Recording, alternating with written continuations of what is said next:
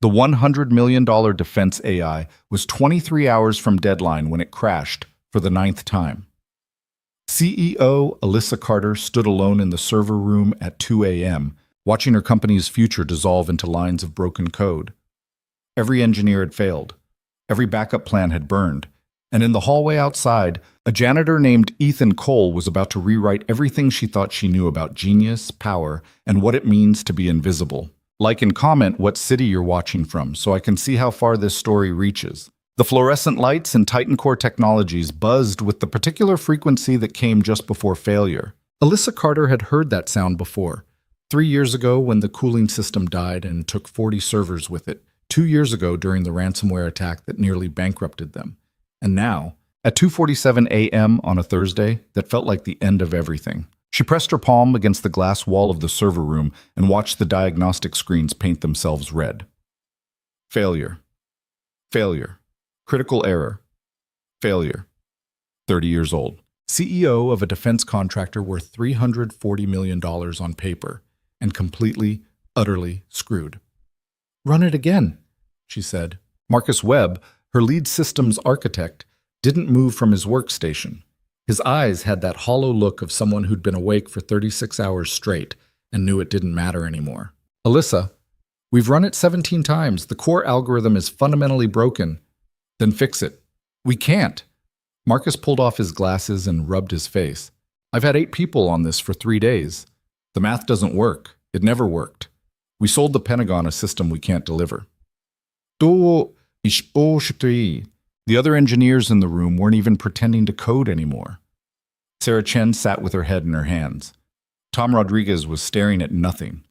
Rachel Park had tears running down her face, though she probably didn't know it yet.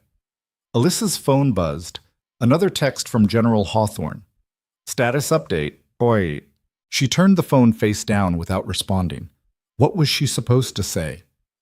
"Sorry, General, but the AI system that's supposed to predict insurgent attacks and save American lives is currently predicting that 2 + 2 = fish? How bad is the presentation tomorrow?" she asked quietly. Marcus laughed, but there was no humor in it. "We're demonstrating a $100 million defense contract to Pentagon brass and a committee that includes people who've wanted to shut us down for years. And we have a system that can't successfully identify a threat pattern if you painted it neon and added flashing arrows. So we're done." "Yeah, we're done." Alyssa looked around at her team. These weren't mediocre engineers. Sarah had a PhD from MIT.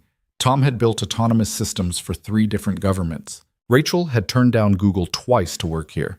And they'd all failed together, thoroughly and completely. The company would survive the financial hit, probably. They had other contracts, other projects. But this was supposed to be the big one. The contract that moved them from regional player to national force. The one that proved Alyssa Carter wasn't just another tech CEO writing her father's legacy. She'd started Titan Core 3 years after his death, built it from his abandoned patents and her own borrowed money. She'd wanted to prove something. To the board members who'd patted her head at her father's funeral and told her she should think about consulting. To the venture capitalists who'd asked if she had a technical co-founder they could actually talk to. To herself, mostly. "Go home," she said. "Get some sleep." "What about the demo?" Sarah asked. "I'll think of something." They left slowly, gathering laptops and coffee cups, avoiding eye contact. The door sealed with a soft hiss of pressurized air, and then Alyssa was alone with the blinking red lights of her expensive failure. She sat down at Marcus's abandoned workstation and pulled up the algorithm. Lines and lines of elegant code that added up to nothing. Months of work, millions of dollars. And somewhere in there, hidden like a fracture in a load-bearing wall, was the flaw that killed everything. Her father would have found it in an hour. Robert Carter could read code like other people read novels, seeing patterns and connections that remained invisible to everyone else. He'd had a gift. Alyssa had a business degree and very good instincts for hiring people smarter than herself. Not good enough, apparently. She was 40 pages into the source code when she heard footsteps in the hallway. Heavy, irregular, someone pushing a cleaning cart. She'd forgotten about the night crew. The building didn't stop needing maintenance just because the company was imploding. The footsteps paused outside the server room. Then the door opened. "Sorry," the janitor said. "Didn't know anyone was still here." Alyssa glanced up. tall guy, early 30s, wearing the gray uniform of Apex Cleaning Services. Dark hair that needed cutting. The kind of tired in his eyes that came from years, not hours. "It's fine," she said. "I'm just—" She gestured vaguely at the screens. "Working." He started to back out, then stopped. His eyes had caught on one of the diagnostic displays. Alyssa watched him read it, his gaze moving across the error logs with unexpected speed. "Bad night?" he asked. "Bad month, bad year, maybe." He nodded like he understood, which was impossible. Then he looked at her directly for the first time. "That's a neural network architecture, right? For pattern recognition?" Alyssa blinked. "How do you know that?" "I used to—" Shh. He stopped, shook his head. "Never mind.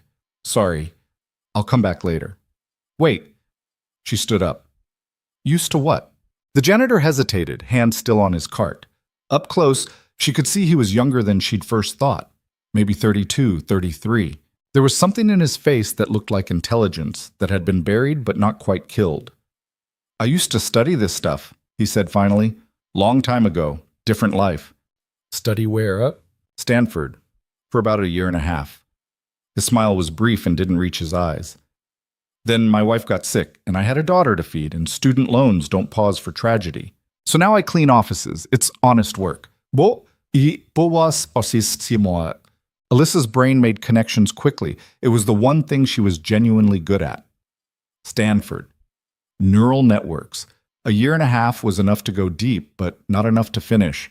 And the way he'd read that error log, not like someone who'd dabbled, but like someone who'd lived in that world. "Look at this," she said, pulling up the core algorithm. "Tell me what you see." "I really should, please." He approached slowly, eyes on the screen. She stepped aside to give him space.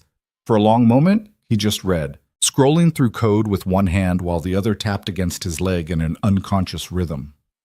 "It's a cascade classifier," he said. "Multiple stages, each one filtering for more specific threat patterns. Should work in theory."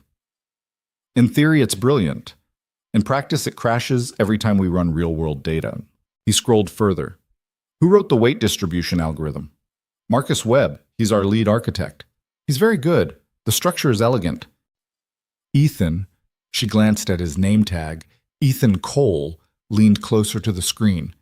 "But there's a problem in the third layer. You're using a fixed learning rate across all nodes. We tested that.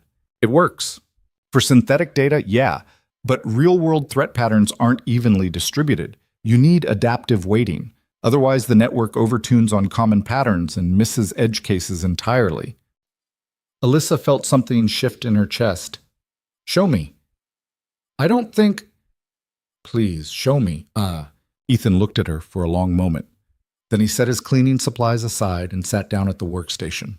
His fingers moved across the keyboard with the kind of muscle memory that doesn't fade, even after years away. He opened a new file, started writing. Alyssa watched over his shoulder as code appeared on the screen. It was different from Marcus's work. Less elegant, maybe, but more organic, like it had been grown instead of designed. "The key is dynamic node weighting based on pattern rarity," Ethan said, still typing. "Common patterns get normal processing. Rare patterns trigger increased sensitivity in subsequent layers. You're basically teaching the network to pay attention when something feels wrong, even if it can't articulate why yet. That's not how neural networks work. That's not how we were taught to build them. Doesn't mean it's the only way." He finished typing and ran a quick syntax check. "This is just a rough draft. Needs optimization. But the core concept is solid." Alyssa stared at the screen. 47 lines of code that looked nothing like anything her team had tried. "Test it. I'm a janitor. I don't have access to—" She reached past him and entered her admin credentials. "Test it. Now, Bishien." Ethan's jaw tightened, but he complied. He pulled up their testing framework, integrated his new code, and ran the diagnostics. The screen flickered. Loading. Processing. Green. Alyssa's breath caught. "Run it again." He did. Green, green, green. That's one test," she said. "Try it on the full data set, the one that's been crashing us." Ethan's hands were shaking slightly now. He loaded the complete dataset, 3,000 real-world scenarios pulled from declassified intelligence reports. The system processed them in 22 seconds. 93% accuracy, 0 crashes. "Oh my God," Alyssa whispered. Ethan sat back, staring at the screen like he couldn't quite believe what he'd just done. "It's not perfect. The accuracy rate should be higher. And there are edge cases where my entire team has been working on this for 3 months, Alyssa said. You just fixed it in 10 minutes. I got lucky. I saw a pattern they missed because I wasn't invested in the existing architecture. Fresh eyes, that's all." "That's not all." She pulled over a chair and sat down next to him. "Where did you learn to code like that?" "Taught myself in high school. Got a scholarship to Stanford. Started in their AI research program under Professor Chen. This was back when machine learning was still kind of niche. I was working on adaptive systems, trying to build neural networks that could evolve their own learning strategies instead of relying on human-defined parameters." He smiled faintly. "Thought I was going to change the world. What happened?" "My wife was diagnosed with stage 4 pancreatic cancer 2 months into my second year. I took a leave of absence to care for her. She died 6 months later. By then I had a 3-year-old daughter, $200,000 in medical debt, and no degree. So I got a job that let me work nights while my daughter slept, and I've been cleaning offices ever since." Alyssa felt something crack in her chest. "I'm sorry." "Don't be. My daughter's healthy and happy. I see her every morning before school and every evening when she gets home. That's more than a lot of fathers can say." He looked at the screen again. "But yeah, I miss this, the work, the problems, the feeling that your brain is doing what it was built to do." "What's your daughter's name?" "Lily. She's 8 now, wants to be a marine biologist." His voice softened when he talked about her. "I bought her a fish tank last year. She names all the fish after famous scientists. Currently has a guppy named Marie Curie and a betta fish named Jane Goodall. She sounds amazing. She is. Smarter than I ever was, and kinder than I could have hoped for. She's the reason I get up every morning." He stood up. "I should really finish my route. I've already spent too much time here." "Wait." Alyssa stood too. "How much do they pay you at the cleaning company?" Ethan frowned. "Why?"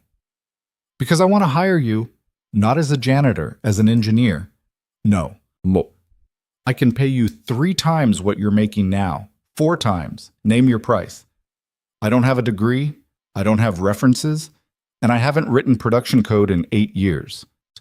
He gestured at the screen. "This was a fluke. A lucky guess. It doesn't make me qualified to work at a defense contractor." "You just did what my entire engineering team couldn't do. I'd say that makes you qualified. For one problem. What happens when the next crisis hits and I can't solve it? What happens when your board finds out you hired a janitor with no credentials? I handle the board. You handle the engineering." Ethan shook his head. "You don't understand. I have a daughter who depends on me. I can't afford to take risks. The cleaning job pays my bills. It's stable. And if I screw this up, if I fail at something this public, I'll never get hired anywhere again. I'll be the guy who got fired from a defense contractor for incompetence. You won't fail." "You don't know that. And I know you just saved my company. I know you see things my best engineers miss. And I know that right now you're the only person who can help me deliver this system tomorrow."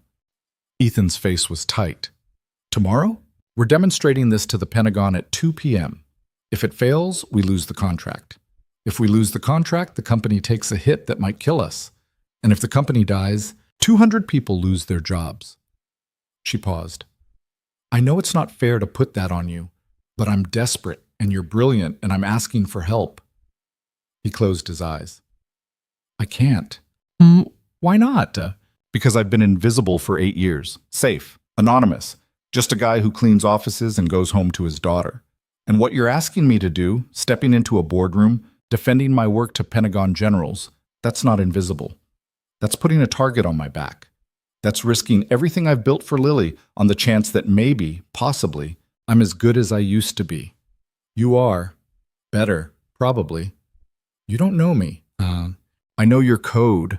Alyssa pulled up his algorithm again. "This isn't the work of someone who's lost their edge. This is the work of someone who's been thinking about these problems for 8 years without the distraction of needing to be right in front of colleagues. You've been free to actually think. Ethan opened his eyes, looked at the screen, looked at her. If I say yes, he said slowly, I need conditions. Name them, man. My daughter comes first, always. I pick her up from school at 3:30 every day. I'm home for dinner at 6. No exceptions. I don't care if the building's on fire. Done. I work under an alias. Not my real name, not until I'm sure this is going to work. Alyssa hesitated. The board will need to know who you are eventually. Eventually? Not immediately. I need time to prove myself before people start digging into my background and finding out I'm a janitor pretending to be an engineer. You're not pretending. You are an engineer.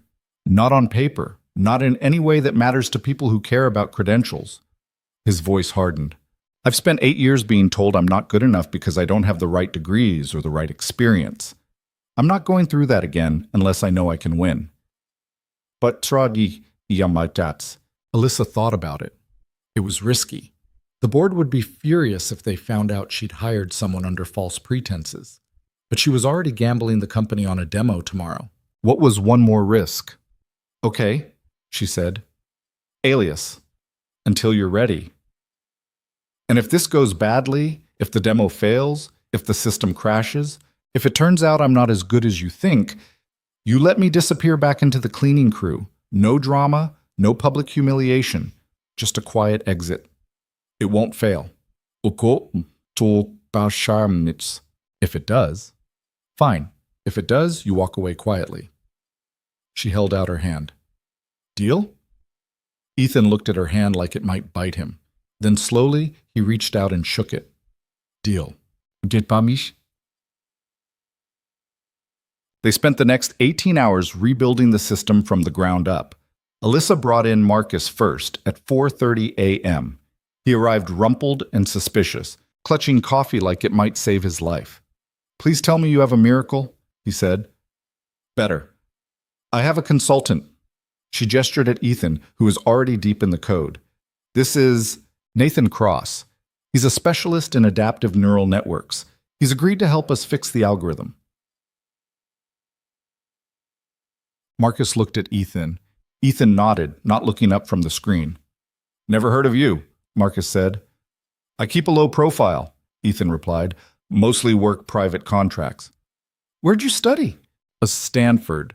But like I said, I keep a low profile. Can we focus on the code? Marcus frowned but sat down at an adjacent workstation. Show me what you've got. Ethan walked him through the dynamic weighting system.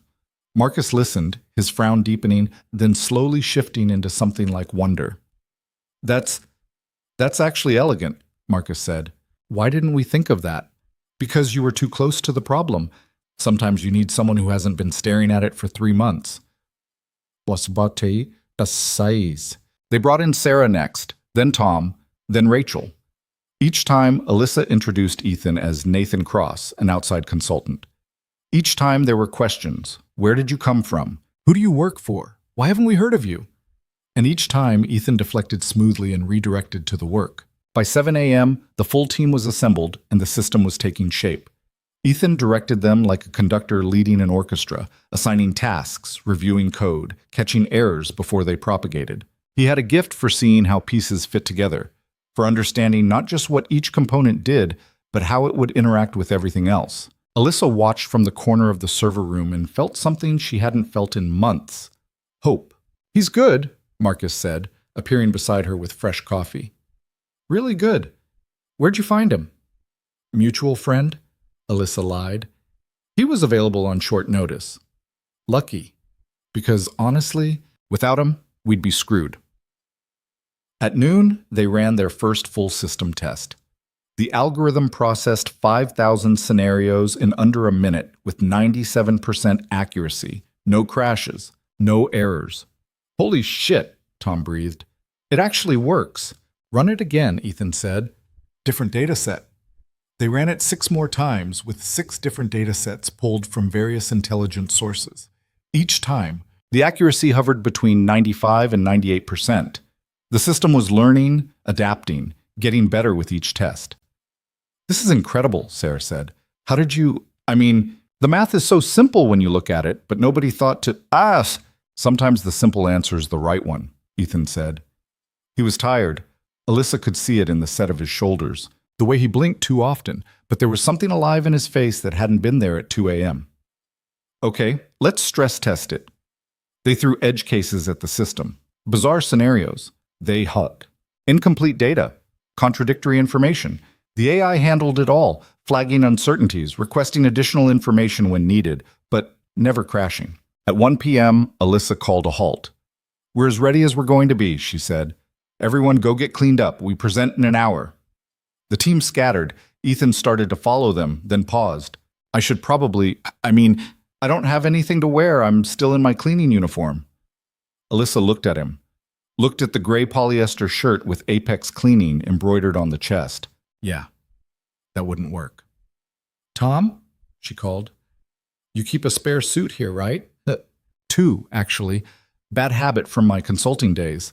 Tom appeared in the doorway. "Why?" "Nathan needs to borrow one. You guys are about the same size." Tom shrugged. "Sure, it's in my office. Help yourself." 20 minutes later, Ethan emerged from the bathroom in a charcoal suit that fit well enough. He looked uncomfortable, tugging at the collar. "I feel like I'm wearing a costume," he muttered. "You look professional. That's what matters." Alyssa checked her watch. "Pentagon team arrives in 30 minutes. You ready?" "No, but I'm here." "Good enough." They gathered in the main conference room, the one with the big windows overlooking the city, the polished table that cost more than a car, the presentation system that had cost more than 5 cars. Alyssa had always hated this room.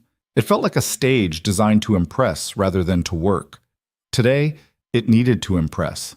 General William Hawthorne arrived exactly on time, flanked by 2 Pentagon analysts and a congressional aide who looked about 12 years old.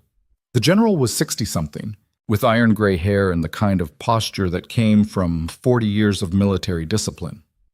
"Ms. Carter," he said, shaking her hand, "I hope you have good news." "Better than good, General. We're ready to show you a working system." "Glad to hear it.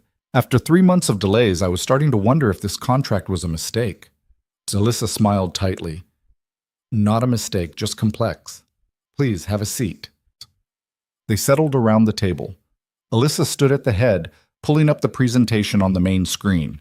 Ethan sat off to the side, ostensibly as technical support, actually as the only person who fully understood what they'd built. "Gentlemen," Alyssa began, "what you're about to see is a next-generation threat assessment system designed specifically for asymmetric warfare environments. It processes intelligence from multiple sources simultaneously and identifies patterns that human analysts might miss." She clicked through the technical specs, the system architecture, through the training methodology. The Pentagon team listened politely but skeptically. They'd heard pitches before. "Let's see a live demonstration," General Hawthorne said. Alyssa nodded at Marcus, who pulled up the testing interface. "We'll feed the system real-world intelligence data from the past 6 months in the Middle East. Raw information, satellite imagery, communications intercepts, human intelligence reports. The AI will process it and identify potential threats." She hit enter. The system came alive. Data streams populated the screen, thousands of individual pieces of information flowing through the neural network, being categorized, weighted, connected. Patterns emerged. The AI flagged 3 potential insurgent safehouses, 2 weapons smuggling routes, and 1 coordinated attack plan that human analysts had missed entirely. Processing time, 43 seconds. The room was silent. "Run it again," General Hawthorne said quietly. "Different data set." They ran it 4 more times. Each time, the system performed flawlessly, identifying threats with speed and accuracy that made Marcus's hand shake as he operated the controls. One of the Pentagon analysts leaned forward. "How is it doing this? The pattern recognition is beyond anything I've seen from systems twice this size." "Adaptive learning," Ethan said before he could stop himself. All eyes turned to him. He cleared his throat. "Sorry, I'm Nathan Cross. I designed the core algorithm." The system uses dynamic node weighting that adjusts based on pattern rarity. Essentially, it learns to pay attention to anomalies the way human analysts do, not through rules, but through intuition. Intuition in an AI? The analyst looked skeptical. Not really intuition. More like statistical pattern recognition that mimics intuitive processes. The network identifies when something feels wrong, even if it can't immediately articulate why, then increases processing power in those areas until it can define the threat. And that's safe? We can't have an AI flagging false positives that waste military resources. The accuracy rate is 97% on current tests, and the system includes confidence scores for every assessment. If it's not sure, it tells you. Ethan pulled up a sample report. See? High confidence threats are marked red. Medium confidence is yellow. Anything below 60% confidence is flagged for human review. General Hawthorne studied the screen. Show me the insurgent attack planet identified, the one human analysts missed. Marcus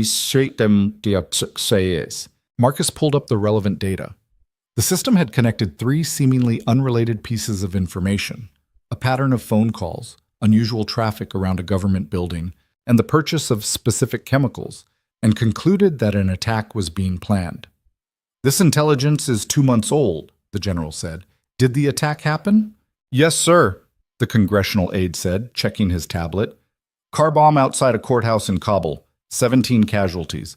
We had the raw intelligence but didn't connect the pieces until after the fact. The general's face went hard. Your system would have caught it. According to the simulation, yes, Alyssa said, with 4 days warning. Silence again. But this time it felt different, heavier.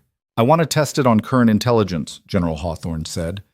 Not simulations, live data. Alyssa's heart jumped. Sir, we'd need security clearance for Gishio. You have it, as of now. Colonel Barnes will escort you to a secure facility where you can connect this system to our live intelligence feeds. If it performs as well on current data as it did on historical scenarios, you have your contract. When? Tomorrow morning, 8 a.m. The general stood. Ms. Carter, if this system is everything you claim, it could save lives. A lot of lives. Don't disappoint me. He left, taking his entourage with him. The door closed behind them. For a moment, nobody moved. Then Marcus let out a whoop that probably violated several noise ordinances. We did it! Sarah threw her arms around Tom. We actually did it, yeah. Rachel was crying again, but this time from relief. The team erupted into celebration, hugging each other, laughing, the tension of 3 months bleeding out in a rush of pure joy. Alyssa found Ethan in the corner, looking at the floor. Hey, she said. You okay? Yeah, just... He rubbed his face. That was intense. You were brilliant. The way you explained the algorithm, the confidence scores, the general loved it. I talked too much. I wasn't supposed to be the lead on this. You were perfect. She lowered her voice. Thank you for everything. I know this wasn't easy for you. Ethan looked at her, and for the first time, she saw something in his eyes that looked like belief. I need to go. I have to pick up Lily from school. Of course, we'll debrief tomorrow morning before the general's test. Right. Tomorrow. He started to leave, then turned back. Alyssa, what you said earlier about people losing their jobs if we failed. Did you mean that? What was she? Every word. Then I'm glad we didn't fail. He left. Alyssa watched him go, this janitor turned engineer who'd saved her company in a single night, and wondered what the hell she was going to tell the board when they inevitably found out the truth. But that was tomorrow's problem. Tonight, they'd won. For now, that was enough. Ethan made it to Willow Creek Elementary with 4 minutes to spare. The borrowed suit jacket hung on the passenger seat, replaced by his usual hoodie and jeans. He changed in a gas station bathroom, stuffing Tom's expensive clothes into a grocery bag like evidence from a crime scene. The school bell rang. Kids poured out of the main doors in a chaos of backpacks and shouting. Ethan spotted Lily immediately, dark braids bouncing, glasses sliding down her nose, deep in conversation with another girl about something that required elaborate hand gestures. Dad! She ran over and crashed into him with the full force of 8 years old. "You're here!" "Of course I'm here. When am I not here?" "What?" "Mrs. Patterson's dad forgot her yesterday. She had to wait in the office for like an hour." Lily adjusted her backpack. "Can we stop at the library? I need a book about octopuses for my report." "Octopi." Actually, both are correct, but octopuses is more scientifically accurate because it's an English word, not Latin. She grinned up at him. "Ms. Chen told us today. Your teacher's showing off. She's smart, like you." Aye. Ethan's chest tightened. "Come on, let's get that book before the library closes." They drove to the public library in his 15-year-old Honda, Lily chattering about her day, who said what at lunch, the impossible math homework, the terrifying rumor that next week's spelling test would have 20 words instead of 15. Normal things. Safe things. The library was nearly empty. Lily disappeared into the children's section while Ethan stood by the front desk, watching her run her fingers along book spines with the kind of focus she usually reserved for her fish tank. His phone buzzed. Text from an unknown number. "This is Alyssa. Saved your contact from the security logs. Need you at the office by 7 a.m. tomorrow. General wants the test run early. Hope that's okay." Ethan typed back. "I pick up Lily at 3:30. No exceptions. Understood. See you at 7. He pocketed the phone and tried to ignore the feeling in his stomach. It wasn't quite fear, and wasn't quite excitement, something in between, like standing on the edge of a cliff and not being sure if you were about to fall or fly. "Dad, look!" Lily appeared with 3 books. "They have a whole section on marine biology. Can I get all of them?" "Library card maxes out at 5. Go find 2 more. Boom." She darted off again. Ethan watched her go and thought about tomorrow, thought about walking into a secure Pentagon facility and running his code against live intelligence data, thought about what would happen if it failed, if someone discovered he was a janitor playing dress-up, if the whole fragile structure came crashing down around him. But mostly he thought about Lily, and how she looked at him like he could do anything. He wasn't sure he wanted to be the one who taught her that wasn't true. Alyssa was already at the office when Ethan arrived at 6:47 a.m., wearing yesterday's clothes and drinking coffee that smelled like it could strip paint. "You sleep at all?" he asked. 3 hours. "You?" "About the same." He set down his bag. "Lily thinks I'm working construction. Told her I got hired for a big project that pays really well but requires early mornings." "She believe you?" "She's 8. She believes I'm basically a superhero who can also make really good pancakes." He pulled up a chair. "What's the plan for today?" Alyssa walked him through it. They'd meet the general at Fort McAllister, a secure facility 40 minutes outside the city. The Pentagon had set up an isolated server environment connected to live intelligence feeds from 3 active conflict zones.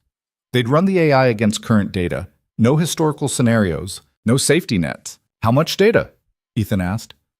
"Everything. Satellite imagery, signals intelligence, human reports, financial tracking. 30 terabytes updated in real time. And we have how long to process it?" "General wants preliminary threat assessments within an hour. Full analysis by end of day." Ethan did the math in his head. 30 terabytes was enormous. The system could handle it theoretically, but they'd only tested it on controlled datasets. Real-world intelligence was messier, incomplete, contradictory, deliberately obscured by hostile actors. "What if it crashes?" he said. "Then we're done." The general was very clear. "This is the final test." Alyssa sat across from him. "But it won't crash. I've seen what you built. It's solid. I built it in 18 hours with a team I'd just met, and it worked perfectly. Stop second-guessing yourself." Marcus arrived at 7, then Sarah and Tom. They loaded the system onto encrypted drives and triple-checked every line of code. Rachel ran diagnostic after diagnostic, searching for vulnerabilities. Everything came back clean. At 7:45, they piled into 2 cars and headed for Fort McAllister. The facility looked like every military installation Ethan had seen in movies: chain-link fences, guard towers, humorless soldiers checking IDs at multiple checkpoints. They were escorted to a bunker-like building at the center of the complex and led down 3 flights of stairs into a room that could have doubled as a nuclear command center. General Hawthorne was waiting with his team, along with two new faces, a woman in a Navy uniform and a man in a suit who had CIA written all over him, all over. "Ms. Carter," the general said. "Right on time. This is Admiral Chen, Naval Intelligence, and Director Walsh from the agency. They'll be observing today's test." Alyssa shook hands while Ethan hung back, trying to look unremarkable. It didn't work. Admiral Chen's eyes found him immediately. "You're the algorithm designer," she said. It wasn't a question. "Nathan Cross, ma'am." "Yes." "Stanford grad?" "Yes, ma'am." "Strange. I don't see you in our contractor database. No published papers, no conference presentations, no previous government work." She smiled, but it didn't reach her eyes. "Almost like you appeared out of nowhere." Ethan felt sweat prickle at his collar. "I prefer to let my work speak for itself." "We'll see if it's worth listening to." The technical team got them set up at workstations arranged in a semicircle around a massive display wall. The main screen showed a world map dotted with active intelligence feeds. Thousands of data points updating constantly. "Your system will have access to everything you see here," General Hawthorne said, "plus classified feeds that won't be visible to you directly. We've isolated this test environment to prevent contamination, but the data is live and current. Whatever your AI finds, we'll verify against human analyst reports." "Understood," Alyssa said. "How do we begin?" "Initialize your system. Let's see what it can do." Marcus and Sarah worked the technical setup while Ethan watched the data streams. There was a rhythm to intelligence, patterns within patterns, signals hidden in noise. He'd studied this at Stanford, back when it was theoretical and clean. Seeing it in real time, knowing that every data point represented actual human lives in actual danger, made his hands shake. "System initialized," Marcus announced, "running preliminary data ingestion." The AI came alive on the screens. Ethan watched his algorithm work, neural pathways lighting up as the system processed incoming information. It was strange seeing it deployed at this scale, like watching a child you'd built suddenly grow up and start making decisions on its own. The first threat assessment appeared after 6 minutes. "Possible weapons shipment detected," the system reported. "Northern Syria. Confidence, 73%. Flag for human review." Admiral Chen checked her tablet. "We have that shipment flagged already. Known quantity. What else?" The AI continued processing. More assessments appeared, some matching existing intelligence, some new. The Pentagon team cross-referenced each one, nodding or making notes. 18 minutes in, the system flagged something different. Anomalous financial pattern detected. Multiple small transactions from dispersed sources converging on a single account in Beirut. Pattern consistent with coordinated funding for large-scale operation. Confidence, 89%. Director Walsh leaned forward. "Show me the transaction data." The screen populated with financial records, hundreds of small transfers, none large enough to trigger automatic monitoring, but collectively forming a clear pattern. The AI had connected them based on timing, source distribution, and historical patterns from known terrorist financing operations. "We don't have this flagged," Walsh said slowly. "How did your system identify it?" "The algorithm looks for statistical anomalies in transaction timing," Ethan said. "These transfers are spaced at intervals that appear random, but actually follow a subtle pattern. 7 to 11 days between transactions, amounts varying but clustering around specific values. It's not something human analysts would catch without specifically looking for it. Can you predict the next transaction?" Ethan pulled up the pattern analysis. "Based on the current sequence, next transfer should occur within 48 hours. Amount between $2,000 and $4,000. Most likely source is one of these 3 accounts." He highlighted them on the screen. Walsh made a phone call, spoke quietly for 2 minutes, hung up and looked at General Hawthorne. "If that prediction is accurate, we need this system operational immediately." "Let's not get ahead of ourselves," Admiral Chen said. "It's found one new pattern. Let's see what else it can do." They ran the system for 3 more hours. It identified 27 potential threats, including 3 that had been missed by human analysts and 2 that were still being investigated. The accuracy rate held steady at 96%. At noon, General Hawthorne called a break. "Impressive work, Miss Carter," he said. Your system performs exactly as advertised, better in some cases. Thank you, General. However, he turned to Ethan, I have concerns about Mr. Cross. Alyssa's face went carefully blank. Concerns? Admiral Chen is correct. He has no presence in our contractor databases, no published research, no verifiable work history in the defense sector. The general's eyes were sharp. That makes me nervous. In this business, people who appear from nowhere often have reasons for staying hidden. Nathan's background has been vetted, Alyssa said, which was technically true. She'd vetted it herself at 2 a.m. in a server room. He's a private consultant who values discretion. I'm sure he does. But before we move forward with this contract, I need a full security clearance on everyone involved. That includes Mr. Cross. The general looked at Ethan. You'll submit to a background check. Financial records, employment history, references, standard procedure. Ethan's stomach dropped. Of course, General. Good. We'll have the paperwork sent over this week. Hawthorne checked his watch. We'll continue testing this afternoon. I want to see how the system handles real-time crisis scenarios. They broke for lunch. The Pentagon team went to the cafeteria. Alyssa pulled Ethan aside into an empty conference room. Security clearance, she said. That's a problem, say. You think? Ethan paced the small room. They're going to find out I've spent the last 8 years cleaning offices. They're going to ask why I lied about my credentials. And then they're going to pull the contract and probably charge me with fraud. We knew this could happen. Knowing and experiencing are different things. He stopped pacing. I need to withdraw.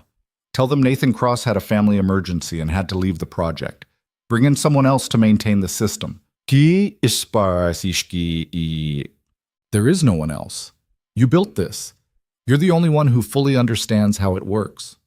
Then you're screwed, because I can't pass a security clearance under a fake name. Alyssa was quiet for a moment. What if you didn't use a fake name? What? What if we come clean? Tell them the truth. That you're Ethan Cole, former Stanford student who left to care for your family. That you've been working outside the industry but maintained your skills. That I hired you in an emergency and you proved yourself. They'll never accept that. They might. The system works. The code is brilliant. And you just impressed 3 of the most skeptical people in military intelligence. She moved closer. Ethan, they care about results. Give them a reason to overlook the unconventional hiring, and they will. What reason? The same reason I hired you. You're the best person for this job. He wanted to believe her. Wanted to believe that competence mattered more than credentials, that the work spoke for itself. But he'd spent 8 years learning that wasn't how the world operated. People cared about pedigree and paperwork. They cared about who you'd worked for and where you'd gone to school. They didn't care that you could write code that saved lives if you couldn't prove you belonged in the room. I have to pick up Lily at 3:30, he said. I know. If this goes wrong, if they dig into my background and find out I've been lying, I lose more than this job. I lose the respect of my daughter. She thinks I'm doing something important, something that matters. You are doing something important. As a fraud, as someone pretending to be qualified. He met Alyssa's eyes. She's going to find out eventually that her dad is just a janitor who got lucky once. You're not a janitor. You're an engineer who had to take a different path for a while. There's no shame in that. Tell that to the Pentagon. Alyssa's phone buzzed. She glanced at it. They're ready to resume testing. What do you want to do? Ethan thought about Lily waiting at school pickup. Thought about her fish tank and her books about octopuses. Thought about the way she looked at him like he could solve any problem. Maybe it was time to actually try. Let's finish the test, he said. After that, I'll figure out the clearance thing. They returned to the command center. The afternoon session was more intense. The Pentagon team fed the system active crisis scenarios, watching how it responded to rapidly changing situations. A hostage situation in Somalia. Suspicious troop movements near a contested border. Possible chemical weapons development in an underground facility. The AI processed everything, adapting its assessments as new information arrived. It wasn't perfect. There were false positives, moments of uncertainty, but it was faster and more thorough than any human analyst team could be. At 3 p.m., Ethan stood up. I need to leave. General Hawthorne looked at him. We're in the middle of a simulation. I know, but I have a prior commitment. Marcus can handle the technical support from here. This is a national security matter, Mr. Cross. And I have a daughter who needs to be picked up from school. Marcus knows the system. He can answer any questions. Ethan gathered his things. I'm sorry, General, but this was part of my terms. I don't work past 3:30. The room went silent. Admiral Chen looked like she'd just watched someone slap the general across the face. Director Walsh's expression was unreadable. General Hawthorne stood slowly. You're walking out of a Pentagon briefing to pick up your child from school. Yes, sir. That's either incredibly dedicated parenting or incredibly poor judgment. Probably both. Ethan headed for the door, then paused. The system will keep running without me. Marcus has full access, and I'll be back tomorrow morning at 7 if you need additional support. He left before anyone could respond. The drive to Willow Creek Elementary took 32 minutes. He made it with 3 minutes to spare, still wearing the borrowed suit, heart hammering like he'd just robbed a bank. Lily emerged with her class, saw him, and waved. Everything else, the Pentagon, the general's expression, the security clearance hanging over his head, faded to background noise. Hey, Dad, guess what? What? I got 100 on my math test. Mrs. Patterson said I was the only one who got the bonus question right. She climbed into the car. It was about prime numbers, super easy. That's great, sweetheart. Boys. Also, Emily invited me to her birthday party on Saturday. Can I go? It's at the roller rink. Sure, we'll get her a present this week. They drove home to their apartment, 2 bedrooms on the 3rd floor of a building that had seen better decades. Lily did homework at the kitchen table while Ethan made dinner, spaghetti with jarred sauce. Not fancy, but it was her favorite. Dad? Lily said, not looking up from her worksheet. Yeah? Are you okay? You seem worried. Ethan paused, spatula in hand. Just thinking about work. Is the construction job hard?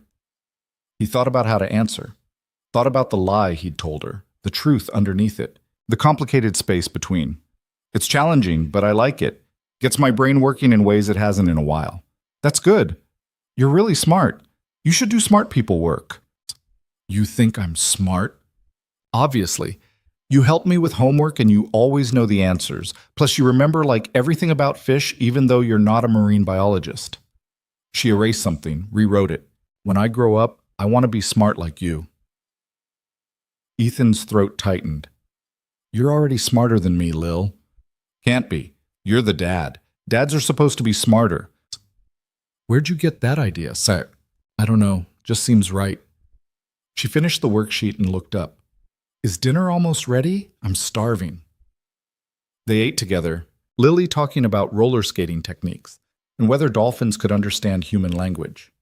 After dinner, they played cards, Go Fish, which Lily won decisively, and then it was bath time and book time and the whole ritual of putting an 8-year-old to bed.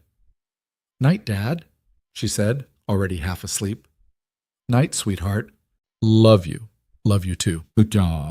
He closed her door and stood in the hallway, listening to her breathe. This was what mattered.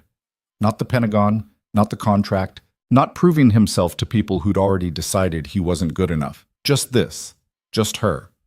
His phone buzzed. Text from Alyssa. General approved the contract, pending security clearances. We need to talk about next steps. Ethan replied, tomorrow, after pickup.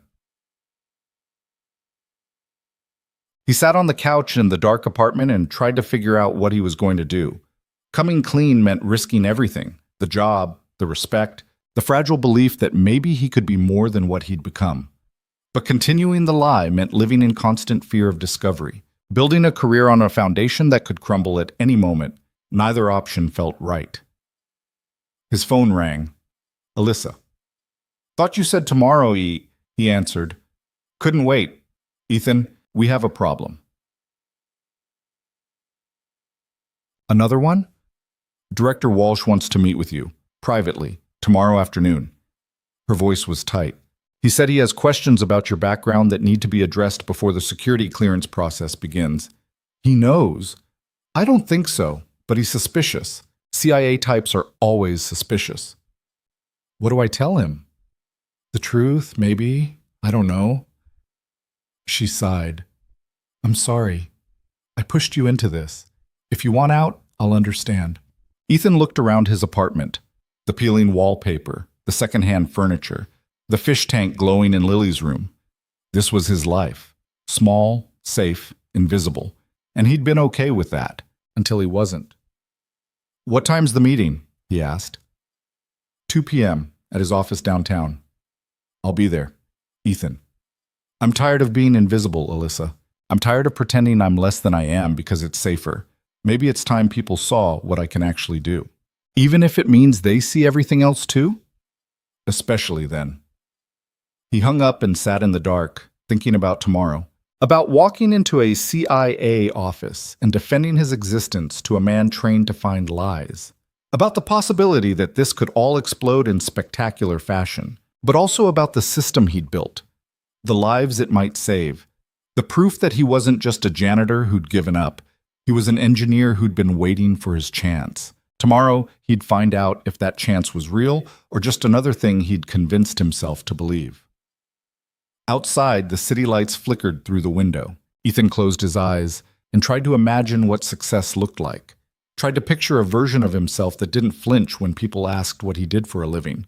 He couldn't quite see it yet, but for the first time in 8 years, he thought it might exist. Director Walsh's office occupied the 23rd floor of a building that looked deliberately unremarkable from the street. Gray concrete, tinted windows, the kind of place designed to blend into the downtown skyline and be forgotten. Ethan stood in the lobby at 1:55 p.m., wearing Tom's suit again, wondering if this was what it felt like to walk voluntarily into an interrogation. The elevator ride took 47 seconds. He counted. A receptionist who looked like she could break him in half without spilling her coffee led him down a hallway lined with photographs of people shaking hands with presidents. Walsh's office was at the end. Door open. The man himself standing by the window looking at the city below. Mr. Cross, Walsh said without turning around. Thank you for coming. Didn't realize I had a choice. You always have a choice. That's what makes this interesting. Walsh finally turned. He was younger than Ethan expected, maybe 45, with the kind of face that revealed nothing. Please, sit. Ethan sat in a leather chair that probably cost more than 3 months of his rent. Walsh settled behind his desk, opening a thin folder. I'll be direct, Walsh said. Your background doesn't exist. Excuse me? Nathan Cross. Born where? Educated where? Employed by whom for the past decade? Walsh tapped the folder. I had my people run a deep background check. No tax records under that name in any state. No professional licenses, no published work, no social media presence, no credit history. He looked up. You're a ghost. Ethan's mouth was dry. I value my privacy. Privacy is having an unlisted number. This is erasure. Walsh leaned back. So let me ask you directly. Who are you really? The question hung in the air. Ethan could feel his pulse in his throat. He thought about lying, spinning some story about witness protection or classified work. But Walsh was CIA. He'd heard every lie ever invented and probably invented a few himself. My name is Ethan Cole, he said quietly. I'm 32 years old. I studied AI at Stanford for 1.5 years before I had to drop out. I've spent the last 8 years working for Apex Cleaning Services as a night janitor. I have a daughter named Lily. And until 5 days ago, I was completely invisible. Walsh's expression didn't change. Why the fake name? Because Alyssa needed an engineer and I needed people to take me seriously. Nobody hires a janitor to fix a $100 million defense contract. But you did fix it. Yeah, I did. How? Ethan met his eyes. Because I never stopped thinking like an engineer. I've spent 8 years cleaning offices and tech buildings, listening to engineers talk about their problems, reading white papers they left on their desks, teaching myself new languages and frameworks after my daughter went to bed. I didn't have the money for school or the credentials for a job, but I had time and I had a brain that wouldn't shut up. So I kept learning. Why? Because it's who I am. You can take away my degree, my career, my future, but you can't take away the way my mind works. I see patterns. I solve problems. That doesn't stop just because I'm holding a mop instead of a keyboard. Walsh was quiet for a moment. Ms. Carter must have been desperate to hire you. Anjakwan. She was. The system was failing. Her team couldn't fix it, and I happened to be in the right place at the right time with the right solution. Ethan leaned forward. But here's the thing, Director Walsh. It worked. The algorithm I built in 18 hours outperformed systems that took teams of credentialed engineers months to develop. Not because I'm smarter than them, I'm probably not, but because I saw the problem differently. And you think that justifies the deception? But no, I think it justifies the hire. The deception was about getting through the door. The work speaks for itself. Walsh opened the folder and pulled out a photograph. Ethan's heart sank when he saw it. Himself in his Apex cleaning uniform, pushing a cart through Titan Core's lobby.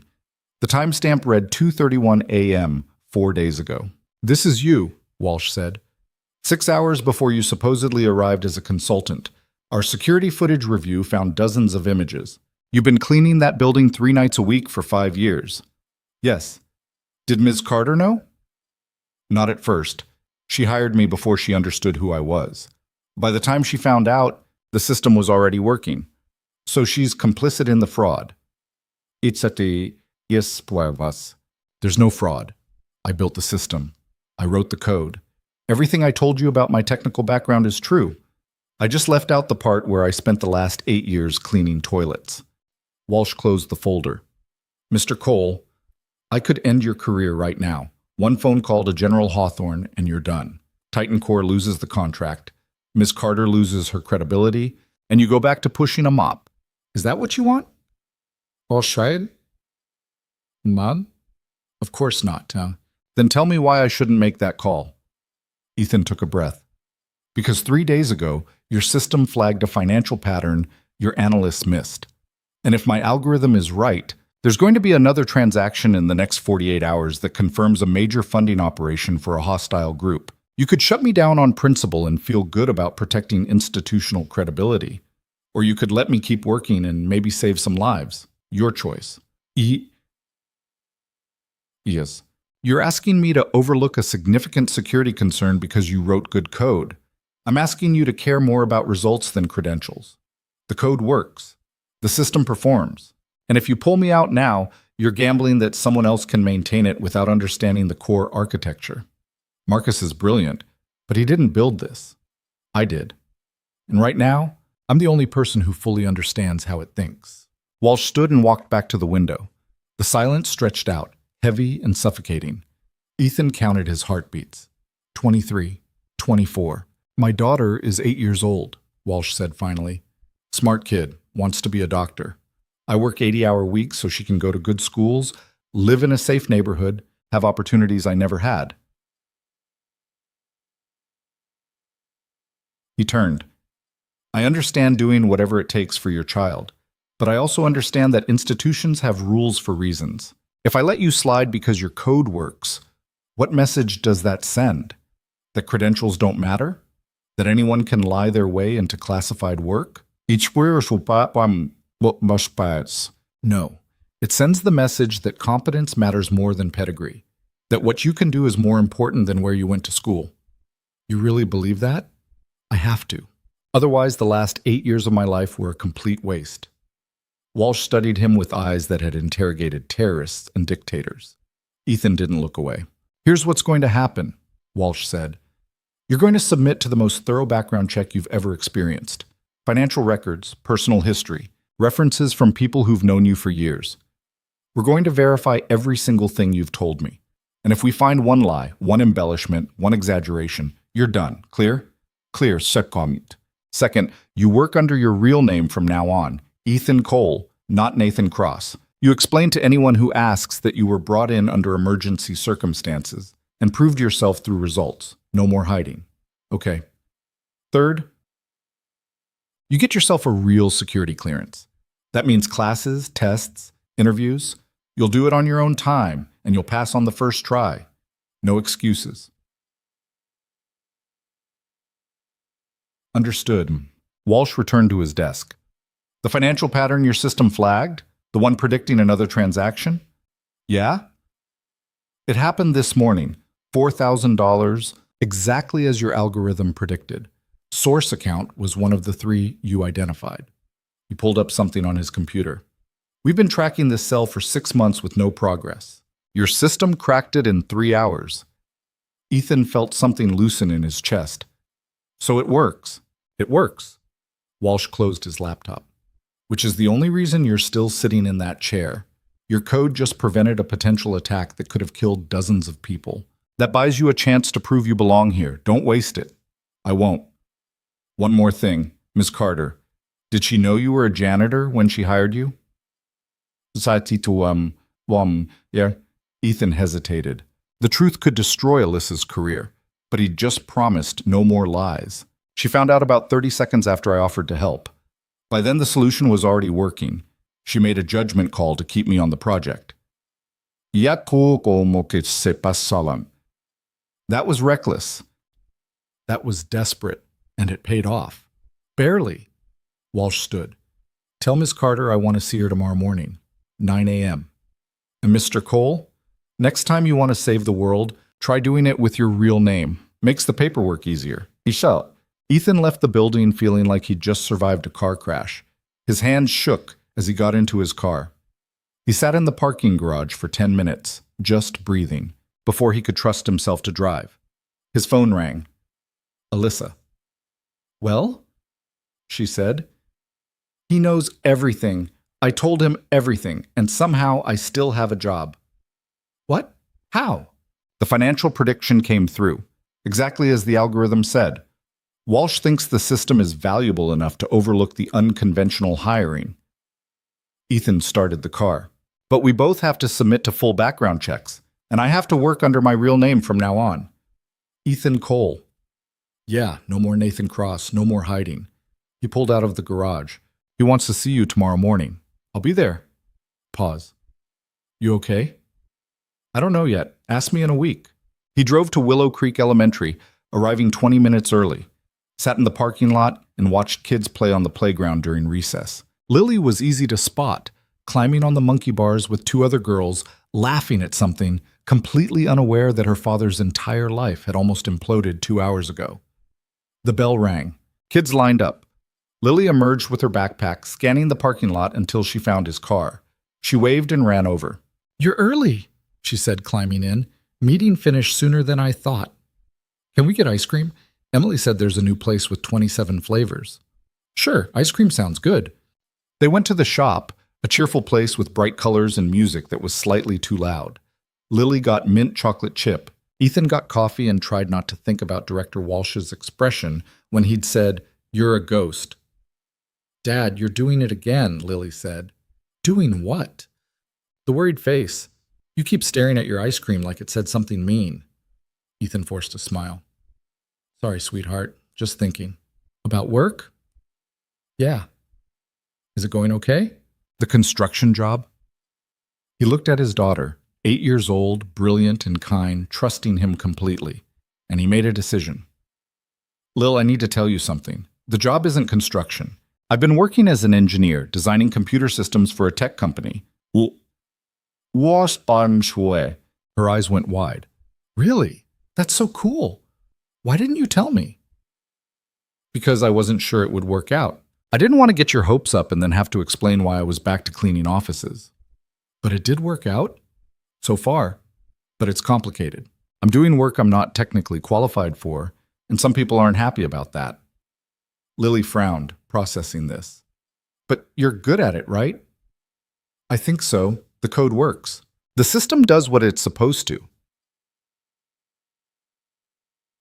Then who cares if you're qualified? You can do the job. That should be enough. It's not always that simple. Why not? Ethan struggled for an answer that would make sense to an 8-year-old. Because adults care a lot about rules, about doing things the right way, and I kind of skipped some steps to get this job. Did you lie? I used a different name at first, and I didn't tell them I'd been working as a janitor. That's not the same as lying. That's just not telling them things that would make them judge you for dumb reasons. Lily ate more ice cream. Emily's mom is a lawyer now, but she used to work at a grocery store. Nobody cares about that because she's good at being a lawyer. Same thing. When did you get so smart? I've always been smart. You just don't usually ask me about adult stuff. She grinned. So, are you going to keep the engineering job? I hope so, if they'll let me. They will. You're the best at everything. I'm really not. You are, to me. They finished their ice cream and drove home. Ethan helped Lily with homework, long division, which she found boring but completed with ruthless efficiency. Then dinner, then the evening routine, then bed. After she was asleep, Ethan sat at his kitchen table with his laptop and pulled up the security clearance application. 40 pages of questions about every aspect of his life. Employment history, financial records, personal references, foreign contacts. They wanted to know everything. He started filling it out. Real name, real address, real employment history, including 8 years at Apex Cleaning Services. It felt like undressing in public. His phone buzzed. Text from Marcus. Heard Walsh cleared you. Congrats. Also heard you're actually named Ethan Cole and you've been cleaning our building for 5 years. That's the most insane thing I've ever heard. Beer tomorrow night? Ethan typed back. Can't. Have to pick up my daughter at 3:30, but lunch works if you're free. Deal. I have about 1,000,000 questions. Another text, this one from Sarah. Marcus told us, I don't know whether to be impressed or terrified, leaning toward impressed. The code you wrote is still the best thing I've seen all year. Then Tom. Dude, you're a legend. Also, I want my suit back. Ethan smiled despite himself. He'd expected judgment, maybe anger at being deceived. Instead, he got acceptance, maybe even respect. The next morning, he arrived at Titan Core at 7 and walked through the front door like he belonged there. No cleaning uniform, no hiding, just himself. Marcus met him in the lobby. So, Ethan Cole. Yeah, the janitor who saved our asses. Former janitor, current engineer apparently. Current genius from what I can tell. Marcus handed him a coffee. Come on, we've got a system to optimize. And I have a theory about the node waiting that I want to run past you. Jeez. They spent the morning deep in code, refining algorithms, testing edge cases. It felt right, natural, like Ethan's brain was finally doing what it was designed to do. At noon, Alyssa emerged from her office looking exhausted. Walsh just left. That was 3 hours of the most intense questioning I've ever experienced. He clear you? Ethan asked. Provisionally, pending my own background check and a formal review by the board. She sat down heavily. He also suggested, strongly, that I implement better vetting procedures for emergency hires in the future. Fair. He called you a liability and an asset in the same sentence. I'm not sure if that's a compliment or a warning. Probably both. Marcus looked between them. So what happens now? Ethan stays on the project? Cool. If he passes the security clearance, yes. We're restructuring his role as lead systems architect, reporting directly to me.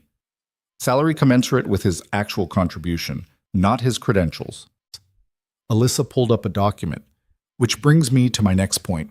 Ethan, I'm offering you $160,000 a year, full benefits, stock options. You interested? Ethan's brain stuttered. $160,000. He currently made $32,000 cleaning offices. Yes. Yeah, definitely interested. Good, because the Pentagon wants the system fully operational within 2 months, and you're the only person who can make that happen. She stood.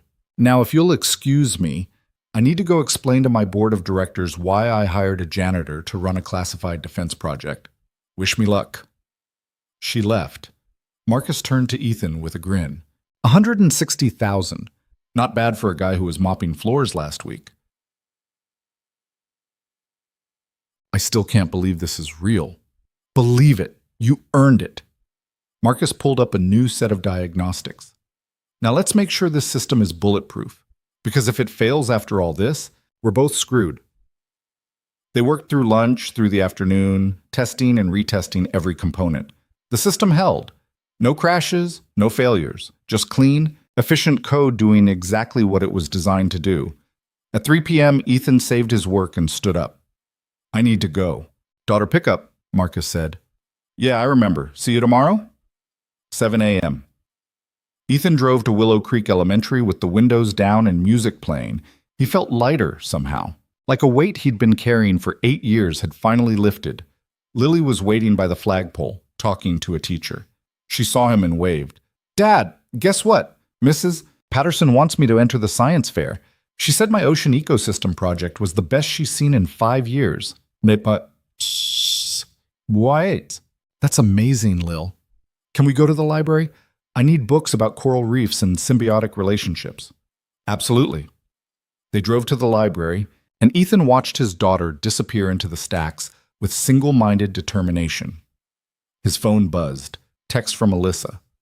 Board approved your hire. Congratulations, Mr. Cole. You're officially an engineer again. He read the message 3 times, making sure it was real. Then he put his phone away and went to help Lily find books about coral reefs. That evening, after dinner and homework and the bedtime routine, Lily looked up at him from her pillow. Dad, I'm proud of you. For what? For being brave. For doing the engineering job even though people said you weren't qualified. That takes guts. Where'd you learn about guts?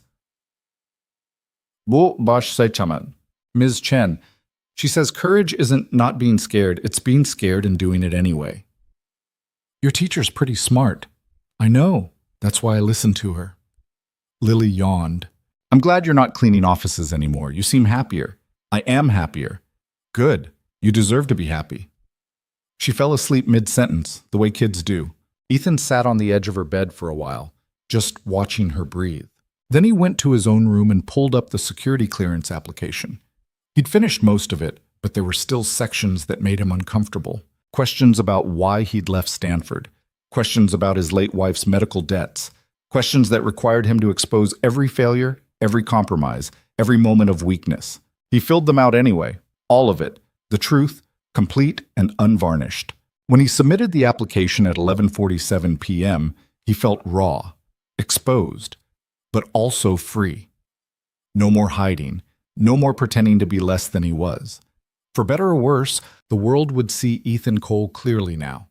The janitor who became an engineer, the single father who never stopped learning, the guy who fixed a $100 million contract with code written at 2 a.m. in a borrowed suit.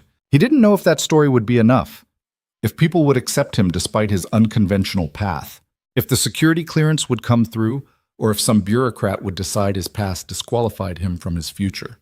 But at least the story was true. And maybe, just maybe, that would be enough. The security clearance took 3 weeks to process. 3 weeks of interviews with federal agents who asked questions about everything from his childhood friends to his coffee preferences. 3 weeks of wondering if some minor inconsistency would torpedo everything he'd built. 3 weeks of arriving at Titan Core at 7 a.m. and leaving at 3:15 p.m., working on the system while waiting for someone to decide if he was trustworthy enough to keep doing it. On a Tuesday morning in late September, the email arrived. Subject line, Security Clearance Status Update. Ethan stared at it for 5 minutes before opening it.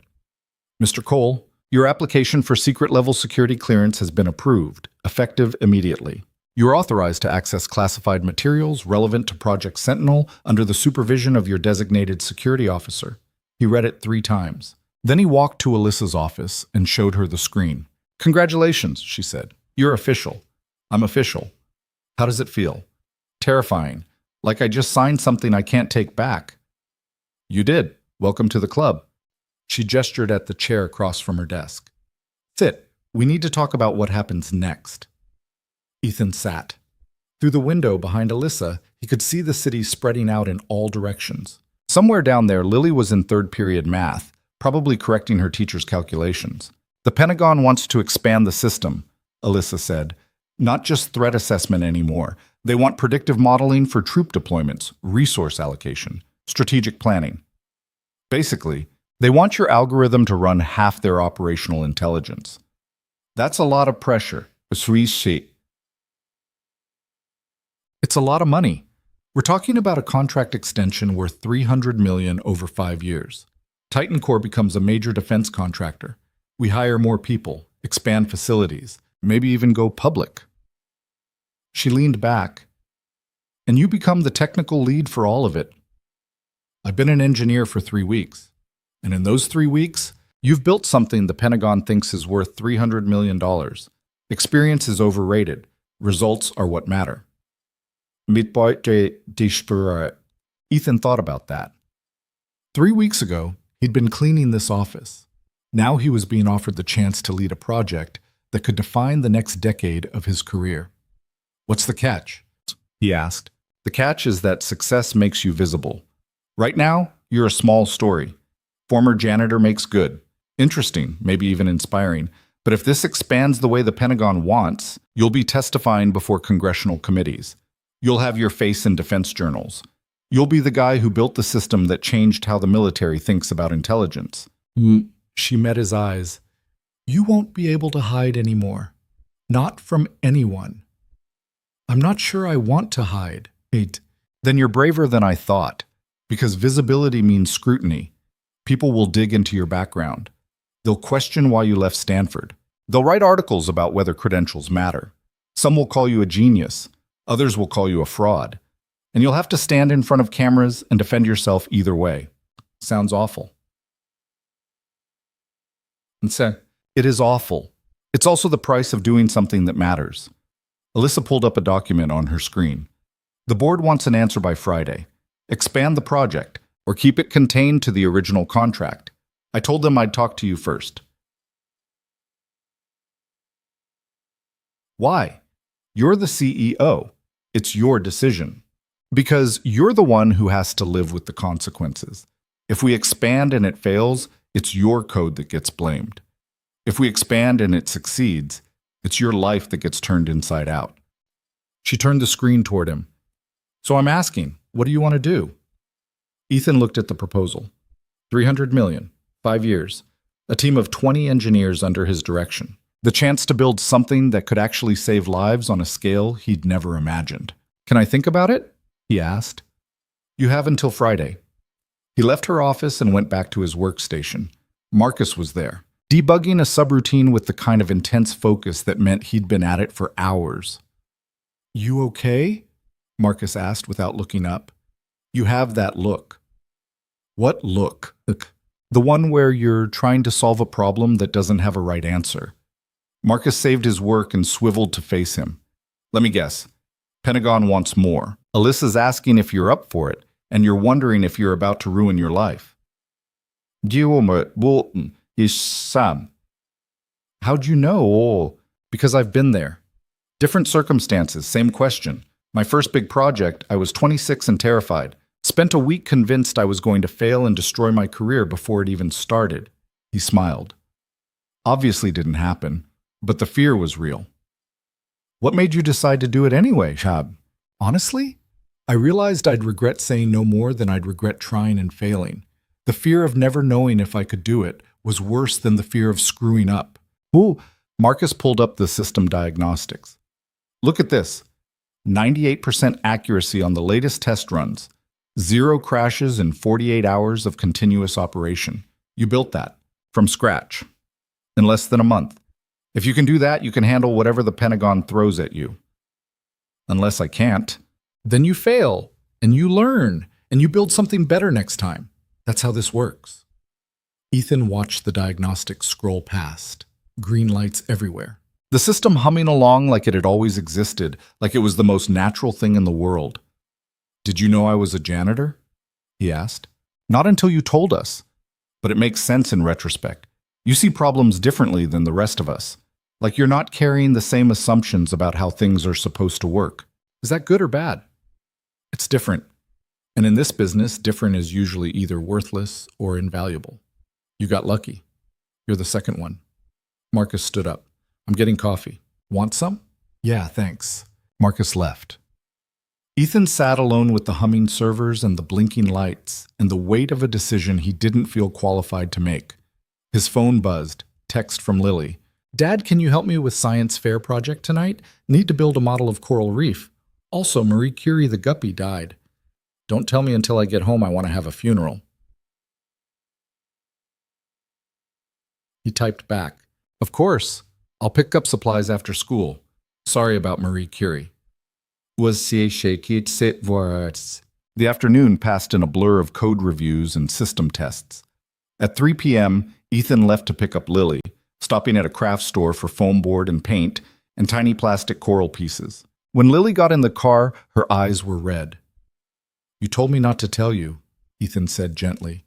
I know, but I knew anyway. She was swimming funny this morning. Lily buckled her seatbelt. Can we bury her as a backyard? We don't have a backyard. We have a third-floor apartment. Then the park? The park doesn't allow burials. That's dumb. Where are fish supposed to go when they die? Most people flush them. Lily looked horrified. That's so disrespectful. Marie Curie was a scientist. She deserves better. They ended up burying the guppy in a small box in a planter on their balcony, Lily saying a few words about how Marie Curie had been a good fish who never bit the other fish and always ate her food without complaining. Ethan stood quietly, letting his daughter grieve in her own way. After dinner, they worked on the coral reef model. Lily directed while Ethan glued, creating an ecosystem of foam and paint that was probably more scientifically accurate than it needed to be for a third-grade science fair. Dad? Lily said, carefully positioning a plastic sea turtle. Are you happy with your job? Yeah, I think so. Why? You seem stressed. You keep checking your phone and spacing out. Just thinking about a big decision I have to make. What kind of decision? Whether to take on more responsibility at work. It would mean more money, but also more pressure. More chances for things to go wrong. Lily considered this while painting a piece of coral bright orange. What happens if you say no? I keep doing what I'm doing now, which is good. Safe. What happens if you say yes?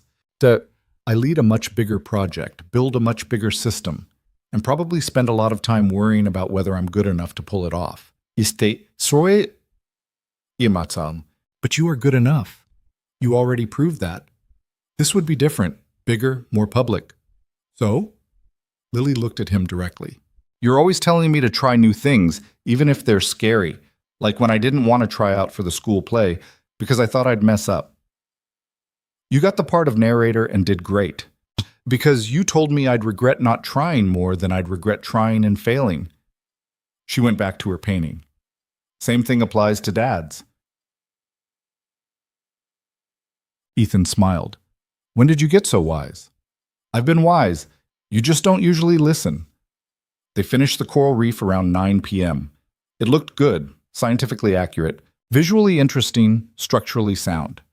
Lily was already planning her presentation, talking about symbiotic relationships and ocean acidification with the confidence of someone who'd read way too many marine biology books. After she was asleep, Ethan sat on the balcony next to Marie Curie's tiny grave and thought about the decision. He could play it safe, stick with the current contract, maintain the system he'd already built. Or he could take the leap, expand the project, risk everything on the chance that he was actually as good as people seemed to think. His phone rang. Alyssa, sorry for calling late, she said. Just wanted to make sure you're okay, and you seemed shaken earlier. I'm fine, just processing. For what it's worth, I think you should do it. Take the expansion, lead the project. Why? Because you're the only person I trust to build it right. Marcus is brilliant, Sarah's meticulous, Tom's creative. But you see things they don't. You think about how systems work in the real world, not just in theory. And right now, the Pentagon needs someone who understands that the difference between theory and reality is where people die. Ethan watched the city lights flicker. What if I screw it up? Then we fix it, together. That's how teams work. I've never led a team before. You led one 3 weeks ago. 18 hours, 0 sleep, $100 million contract on the line. And you didn't just lead, you inspired. I watched Marcus and Sarah follow your direction without question because they could see you knew what you were doing. I was terrified the entire time. Leadership isn't about not being scared, it's about being scared and making good decisions anyway. She paused. Talk to Lily, see what she thinks. Kids have a way of cutting through the bullshit and getting to what matters. Already did. She basically told me to stop being a coward. Smart kid. Terrifyingly smart. I'm pretty sure she's going to be running the country by the time she's 30. Alyssa laughed. Better her than most of the people currently doing it. Think about the expansion. Let me know Friday. She hung up. Ethan sat in the dark and thought about fear. She hung up. Ethan sat in. About how he'd spent 8 years being afraid. Afraid of failing, afraid of trying, afraid of being seen as inadequate, and how that fear had kept him safe but also kept him small. Maybe it was time to be big. The next morning, he arrived at Titan Core at 6:45 a.m. Alyssa was already there, looking like she hadn't slept. I'll do it, Ethan said. The expansion. I'm in. She smiled. Good. Board meeting's at 10. You should probably be there. Why? Because they're going to want to meet the guy they're betting $300 million on. The boardroom was everything Ethan had imagined, and worse. 12 people in expensive suits sitting around a table that probably cost more than his car, all of them looking at him like he was an interesting specimen under a microscope. This is Ethan Cole, Alyssa said, lead systems architect for Project Sentinel. He'll be directing the expansion if we move forward. A woman at the end of the table, Margaret Chen, board chair, studied him with sharp eyes. Mr. Cole, we've read your file. Unusual background. Yes, ma'am. No degree. 8 years outside the industry. And yet Ms. Carter assures us you're the best person for this role. Help me understand why. Ethan thought about hedging, about softening his answer. Ethan thought. Then he remembered Lily telling him to stop being a coward. Because I spent 8 years watching systems fail from the outside. I saw how engineers built things that looked good on paper but fell apart in practice. I saw the gap between what designers intended and what users actually needed, and I learned to think about that gap, to design for it instead of ignoring it. He met her eyes. The algorithm I built works because it's designed for messy reality, not clean theory. And if you want a system that saves lives instead of just impressive investors, you need someone who understands the difference. Silence. Then Margaret smiled. That's either arrogance or honesty. I can't decide which.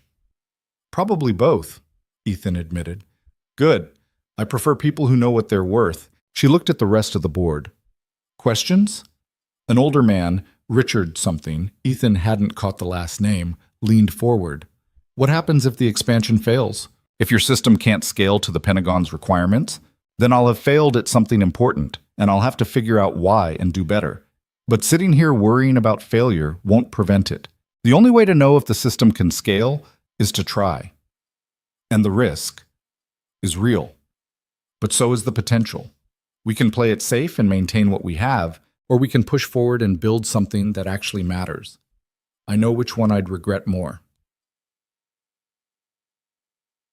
Another board member asked about technical specifications. Another wanted to know about timeline. Ethan answered each question clearly, not hiding his inexperience but also not apologizing for it. After 45 minutes, Margaret called for a vote. All in favor of approving the Pentagon expansion with Mr. Cole as technical lead? 11 hands went up, 1 abstained. Motion carries. Mr. Cole, congratulations. Try not to bankrupt us. Margaret stood. Meeting adjourned. The board filed out. Alyssa stayed behind, grinning. You did great, she said. I was sweating through my shirt the entire time. They couldn't tell. You came across as confident and competent, which, for the record, you are. Ethan slumped in one of the expensive chairs. $300 million. I'm responsible for $300 million. You're responsible for building a system that works. The money is my problem. She checked her watch. Press conference at 2. You should probably be there. Press conference? Well, Pentagon wants to announce the expansion. You don't have to speak, but you should stand next to me looking professional and engineering-like. I don't know how to look engineering-like. Stand there and don't smile too much. You'll be fine. The press conference was held at a downtown hotel, in a room full of reporters and cameras and people who looked important. General Hawthorne spoke first, talking about innovation and national security. Then Alyssa, explaining the expansion and Titan cores roll. Then questions. Is it true the lead engineer used to be a janitor? Someone called out. Ethan's stomach dropped. Alyssa didn't hesitate. Ethan Cole brought a unique perspective to this project precisely because of his unconventional background. He saw problems our traditionally trained engineers missed. That's the value of diverse experience. But he doesn't have a degree. He has 8 years of self-directed learning and a track record of results. In my view, that's more valuable than any degree. Some critics say hiring someone without proper credentials for a classified defense project is irresponsible. Some critics said the same thing when we hired women as engineers, or people without Ivy League backgrounds. Progress requires us to look beyond traditional markers of qualification and focus on actual capability. Alyssa's voice was steel. Mr. Cole has demonstrated his capability. That's what matters. More questions, more deflections. Ethan stood off to the side, trying to be invisible, until a reporter pointed directly at him. Mr. Cole, how does it feel to go from cleaning offices to leading a $300 million defense project? Everyone turned to look at him, cameras focused. Ethan felt his throat close. Then he thought about Lily, practicing her science fair presentation in front of the mirror, about how she never apologized for being smart, or knowing things other kids didn't, about how she just owned it. It feels like I'm finally doing what I was always capable of, Ethan said. I spent 8 years in a job that didn't challenge me because I didn't think I had another option. Then I got one chance to prove what I could do, and I took it. If that inspires other people who feel trapped in situations that don't fit them, then I'm glad. But mostly it just feels like work I should have been doing all along. Do you think credentials matter? I think they're useful markers, but they're not the whole story. Some of the smartest people I know never finish school. Some of the dumbest have PhDs. What matters is whether you can solve the problem in front of you. And you can solve this problem? I already did. Now I'm just scaling it. The reporter scribbled notes. Camera flashes went off, and Ethan realized with a strange mix of terror and exhilaration that he'd just become a public figure. After the conference, he escaped to his car and sat in the parking garage with his head on the steering wheel. His phone rang. Marcus. Dude, you're all over Twitter. Janitor becomes defense contractor. They're calling you the Goodwill Hunting of the tech world. That's ridiculous. That's publicity. Embrace it. You're famous now. But yet, I don't want to be famous. I want to do my job and go home to my daughter. Too late. You're inspiring. People love a good underdog story. Marcus paused. Also, Tom wants his suit back. You've had it for like 3 weeks. Tell him I'll return it tomorrow. Ethan drove to Lily's school, arriving early and sitting in the parking lot scrolling through news articles about himself. Some were positive, calling him innovative and impressive. Others were skeptical, questioning whether someone without credentials should be trusted with classified work. A few were outright hostile, suggesting he was a diversity hire or a publicity stunt. He closed the browser before he could read more. Lily got in the car, chattering about her day. Emily said she saw you on TV. Is that true? There was a press conference. I was there. What did you say? That I'm good at my job. Well, yeah, obviously. She buckled her seatbelt. Can we stop at the pet store? I need a new fish. The tank looks empty without Marie Curie. They went to the pet store. Lily picked out a blue betta fish she named Ada Lovelace after the first computer programmer. They set up the tank at home, Lily narrating the whole process like a nature documentary. That night, after homework and dinner and the bedtime routine, Lily looked up at him from her pillow. Dad, are people being mean to you about your job? Some people. Why? Emily's mom said some people think you shouldn't have gotten the job because you didn't go to the right schools. Ethan sat on the edge of her bed. That's true. Some people do think that. But you're good at the job, right? I think so. My code works. The system does what it's supposed to. Then those people are dumb. You don't need permission to be smart. Sometimes it feels like you do. Well, you don't. You just need to be smart and let people deal with it. She yawned. Night, Dad. Night, sweetheart. He went to his own room and pulled up his laptop. The security clearance had come through. The board had approved the expansion. The Pentagon was publicly backing the project. Everything was moving forward. So why did he still feel like he was waiting for someone to figure out he didn't belong? His phone buzzed. Text from Alyssa. You did great today. Stop reading the comments. Get some sleep. Tomorrow we start building the future. Ethan put the phone down and tried to take her advice, but sleep didn't come easy. He lay awake thinking about the next 5 years, about leading a team, about testifying before Congress, about all the ways this could go wrong, and about all the ways it could go right. Somewhere in the dark, he made peace with the uncertainty. He'd spent 8 years playing it safe, and it had gotten him nowhere. Maybe it was time to take the risk. Maybe it was time to be the person Lily already thought he was. Tomorrow, he'd start building the future. Tonight, he'd just try to believe he was capable of it. The system ran flawlessly for 6 weeks. Ethan hired a team of 12 engineers, trained them on the architecture, and watched the algorithm expand to handle intelligence feeds from 17 different sources across 4 continents. The accuracy rate held at 97%.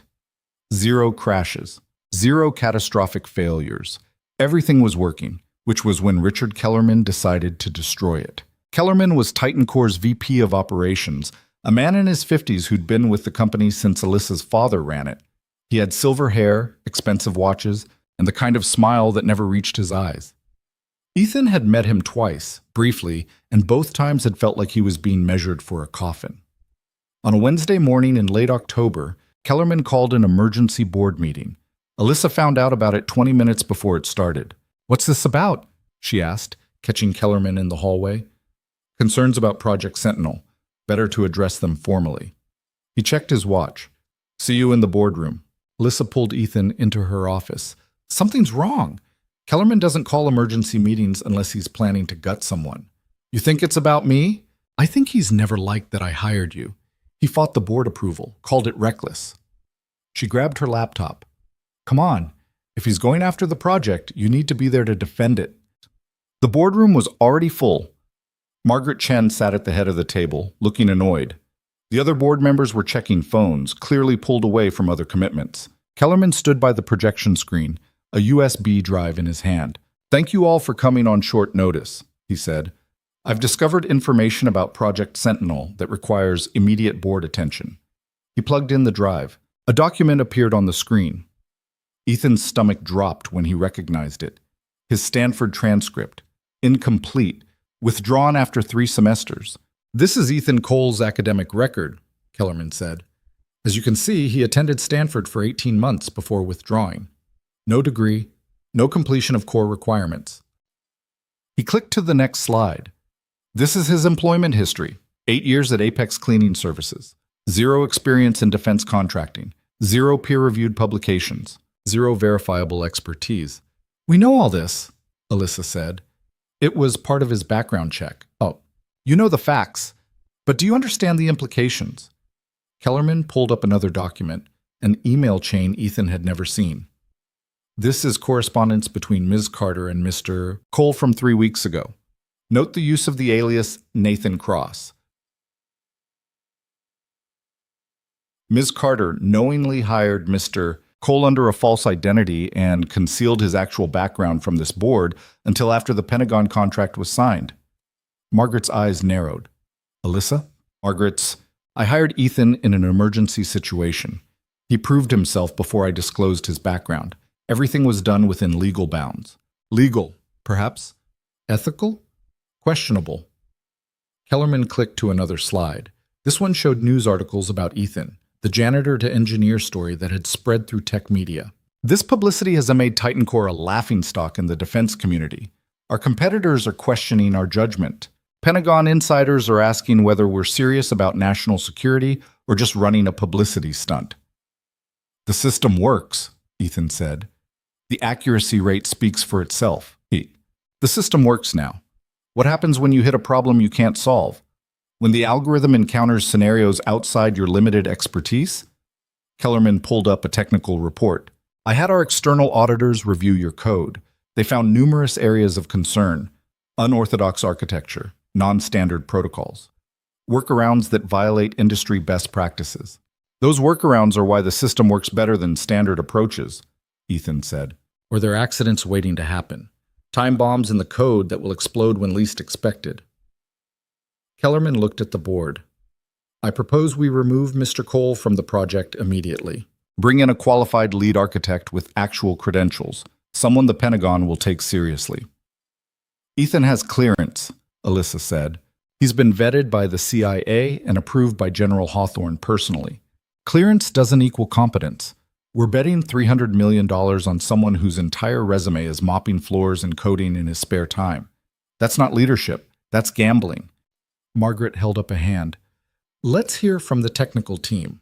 Marcus Webb, you've worked directly with Mr. Cole. What's your assessment? Marcus was sitting near the back. He stood slowly. Ethan's approach is unconventional, yeah, but it's also brilliant. The architecture he designed is more efficient than anything I've seen from engineers with 20 years' experience. And the reason it works is precisely because he doesn't follow standard protocols. He thinks differently. Different doesn't mean better, Kellerman said. In this case, it does. The Pentagon's own tests confirmed it. 97% accuracy. That's not luck. That's skill. Skill that could disappear the moment he encounters a problem outside his self-taught knowledge base. Kellerman turned to Ethan. Tell me, Mr. Cole, what happens when the system needs to integrate with legacy Pentagon infrastructure? When you need to interface with protocols you've never studied? When military brass ask technical questions you can't answer? Ethan felt the room watching him, felt the weight of $300 million and 12 employees and Alyssa's career resting on what he said next. I'll figure it out, he said. Same way I've figured out everything else. I'll read, I'll ask questions, I'll test until I understand. That's what learning looks like. That's what incompetence looks like. Real engineers don't figure it out on $300 million contracts. They know what they're doing from day one. No, they don't. They just pretend they do. Ethan stood up. Every engineer I've met spends half their time looking things up, asking colleagues, debugging problems they don't fully understand. The only difference between me and them is I'm honest about it. I don't know everything, but I know how to find answers. And I know how to build systems that work, based on 18 months of formal education and 8 years of cleaning offices. Based on 8 years of never stopping, never giving up, never accepting that I had to be what other people decided I was. Ethan's voice hardened. You want credentials? Fine. Credentials matter. They open doors, they signal expertise, they make people comfortable, but they're not the work. The work is the work. And my work is sitting on Pentagon servers right now, processing live intelligence, identifying threats that save lives. That's my credential. That's arrogance. That's fact. Kellerman smiled coldly. Here's another fact. I've spoken with 3 separate board members who agree that continuing with you as technical lead is an unacceptable risk. We're calling for a vote to remove you from the project. Silence. Alyssa looked at Margaret. Margaret looked at the other board members. Ethan could see the calculation in their eyes. The political risk versus the technical performance. The bad publicity versus the working system. Let's see the auditor's technical report, Margaret said. Kellerman pulled it up. 12 pages of concerns about code structure, documentation gaps, potential security vulnerabilities. It read like a hit piece, every critique framed in the worst possible light. Most of these concerns are theoretical, Marcus said. We've tested extensively. The system is stable. For now, Kellerman said, but stability isn't the same as reliability.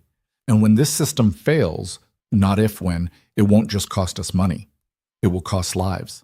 Can any of you honestly say you're comfortable with that responsibility resting on someone with Mr. Cole's background? The room shifted. Ethan could feel it. The doubt creeping in, the questions multiplying. Maybe Kellerman was right.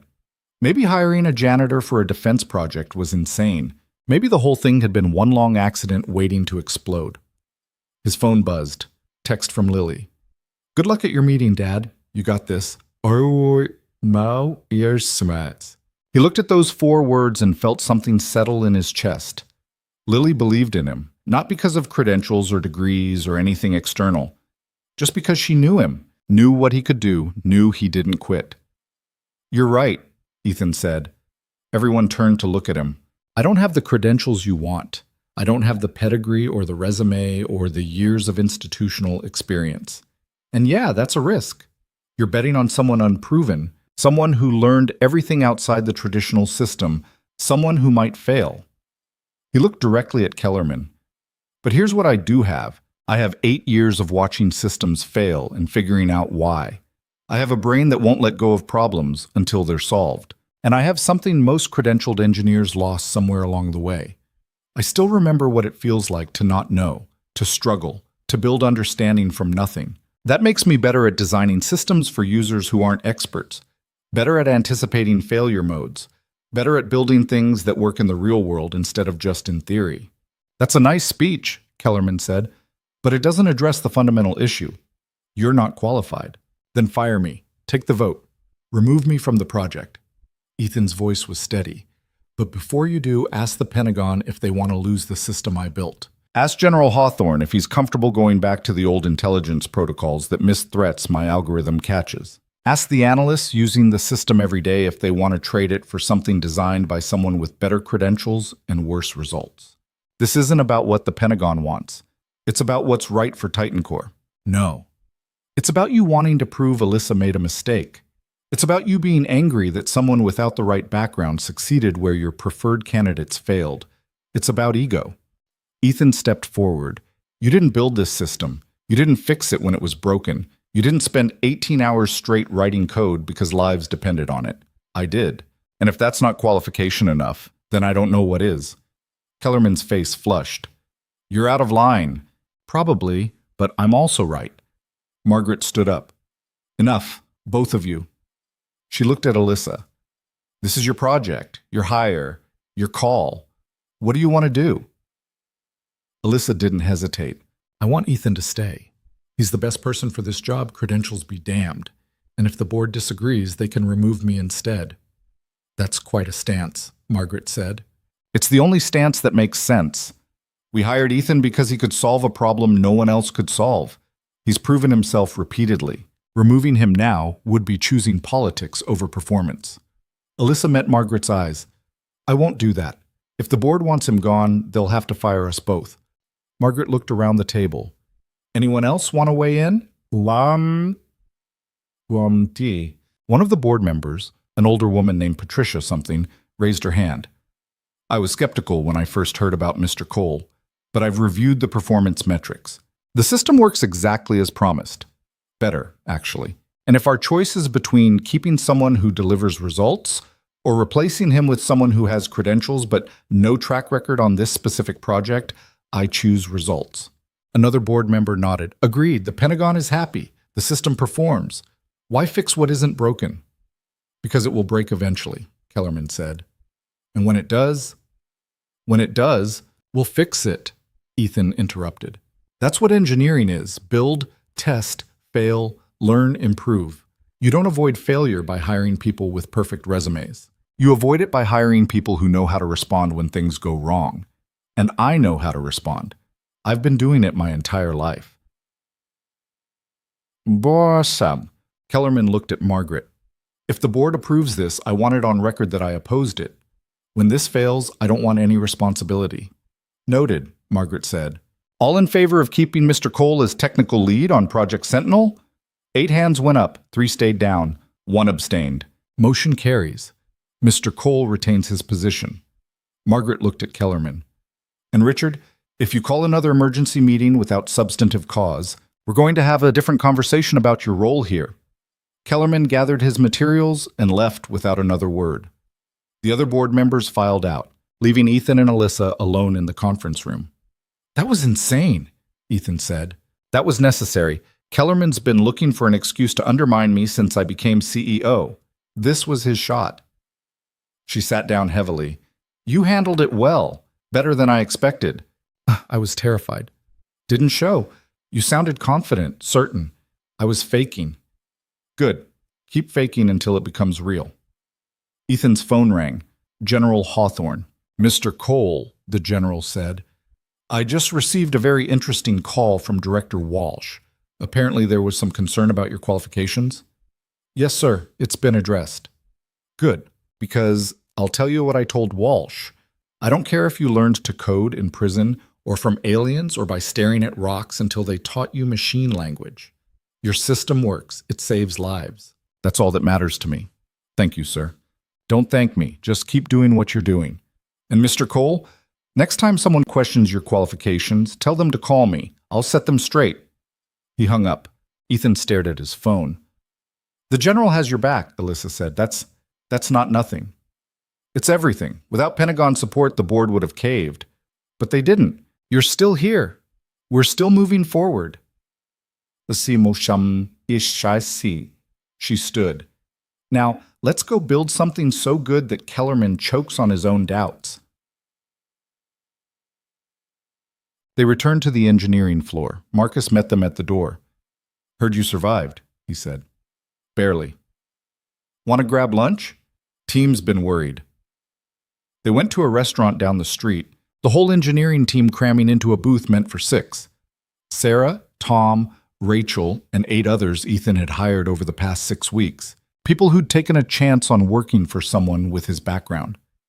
So, Tom said, Kellerman tried to fire you. Yep. And you're still here. Apparently. Good. Because we were prepared to walk if they removed you. Whole team agreed.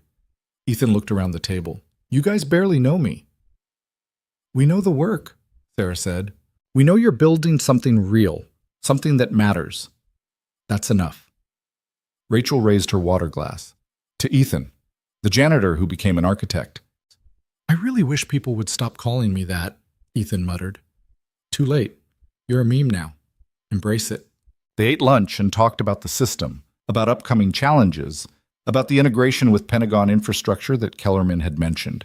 It was normal, comfortable, like Ethan had been doing this his entire life instead of just 6 weeks. When he left to pick up Lily, Marcus walked him to his car. You know what the best part of this whole thing is? Marcus said. What? Kellerman thought attacking your credentials would make you look weak, but all he did was prove that credentials don't mean much if you can't deliver. You delivered. That's what people will remember.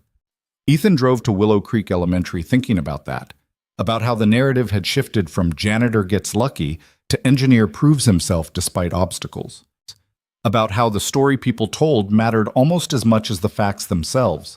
Lily got in the car with her coral reef model, which had won first place at the science fair. Look! She held up a blue ribbon. Miss Chen said it was the most scientifically accurate project she'd ever seen from a 3rd grader. That's amazing, Lil. And I got to explain symbiotic relationships to the judges. They asked really hard questions, but I knew all the answers. She buckled her seatbelt. How was your day? Had a meeting where someone tried to get me fired. Did it work?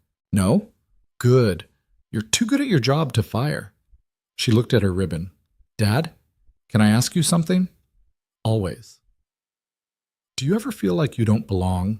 Like everyone else knows things you don't and you're just pretending to understand? Ethan glanced at her. Where's this coming from? Emily said I use too many big words, that I sound like I'm showing off, but I'm not showing off.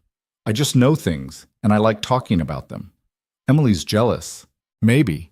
But what if she's right? What if I am showing off and I don't even know it? Ethan pulled into their apartment complex and parked, turned to face his daughter. Listen to me. You're 8 years old and you understand marine biology better than most high schoolers. You read books about ocean ecosystems for fun. You name your fish after scientists. That's not showing off. That's being who you are. And anyone who has a problem with it is dealing with their own insecurity, not yours. But what if people don't like me because I'm too smart? Then they're not your people. Find people who appreciate what you know instead of feeling threatened by it. He thought about his team, about Alyssa, about General Hawthorne. The right people won't ask you to be smaller. They'll make space for you to be exactly as big as you are. Lily considered this. Is that what your team does? Make space for you? Yeah, I think so. Then you have good people. I really do. They went upstairs. Lily did homework while Ethan made dinner. Later, after the bedtime routine, she called him back to her room. Dad? I'm proud of you. For what? For not quitting when people said you weren't good enough, for proving them wrong. I haven't proved anything yet. The system could still fail. Be yati what's. But you're trying. That's what matters. She pulled her blanket up. Ms. Chen says courage isn't about never being scared. It's about being scared and doing the thing anyway. You're courageous. Ethan's throat tightened. So are you, sweetheart. I know. I get it from you.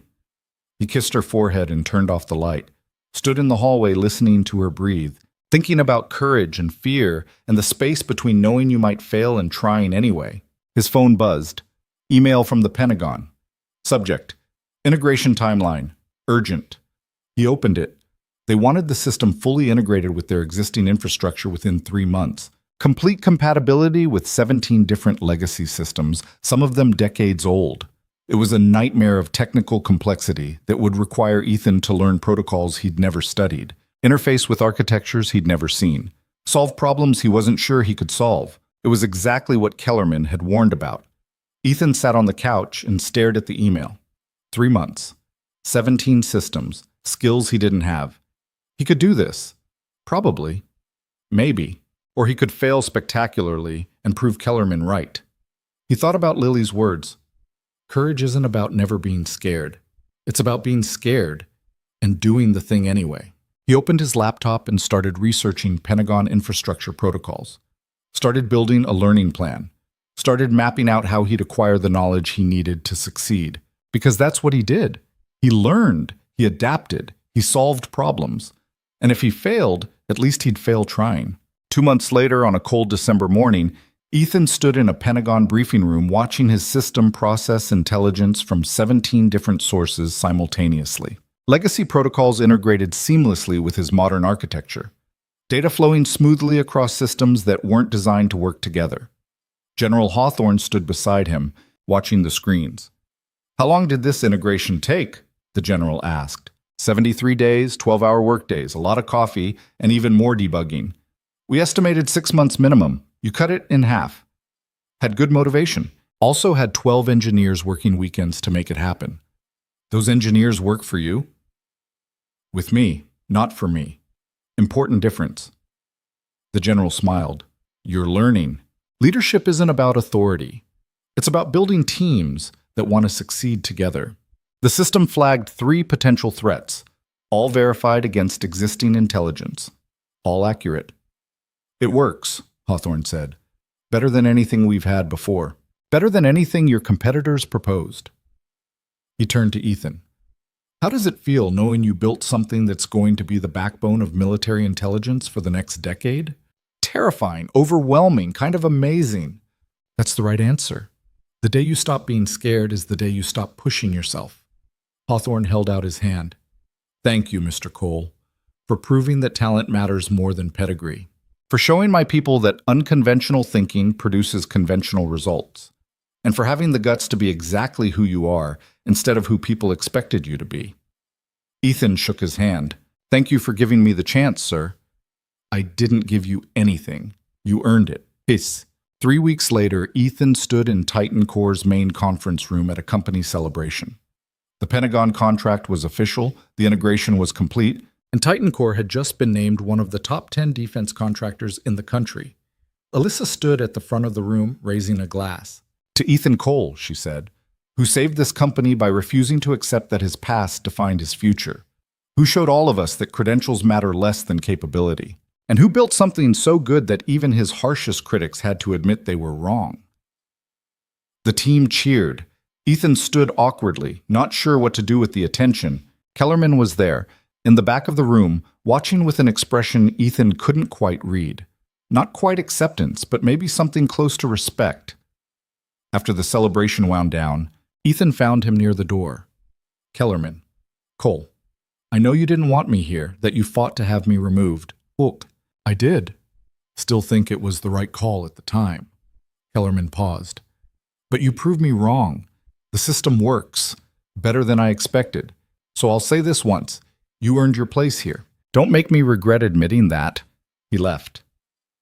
Ethan stood alone, watching the city lights through the windows, thinking about how strange it was that proving yourself meant convincing people to see what was always there. That evening, he picked up Lily from her friend's house. She got in the car with paint on her hands and stories about the art project they'd made. "How was the party?" she asked. "Good. People said nice things. Did they finally figure out you're amazing?" "Some of them, others are still skeptical.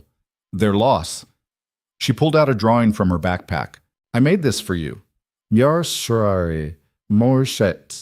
was a picture of Ethan at a computer surrounded by code and stars.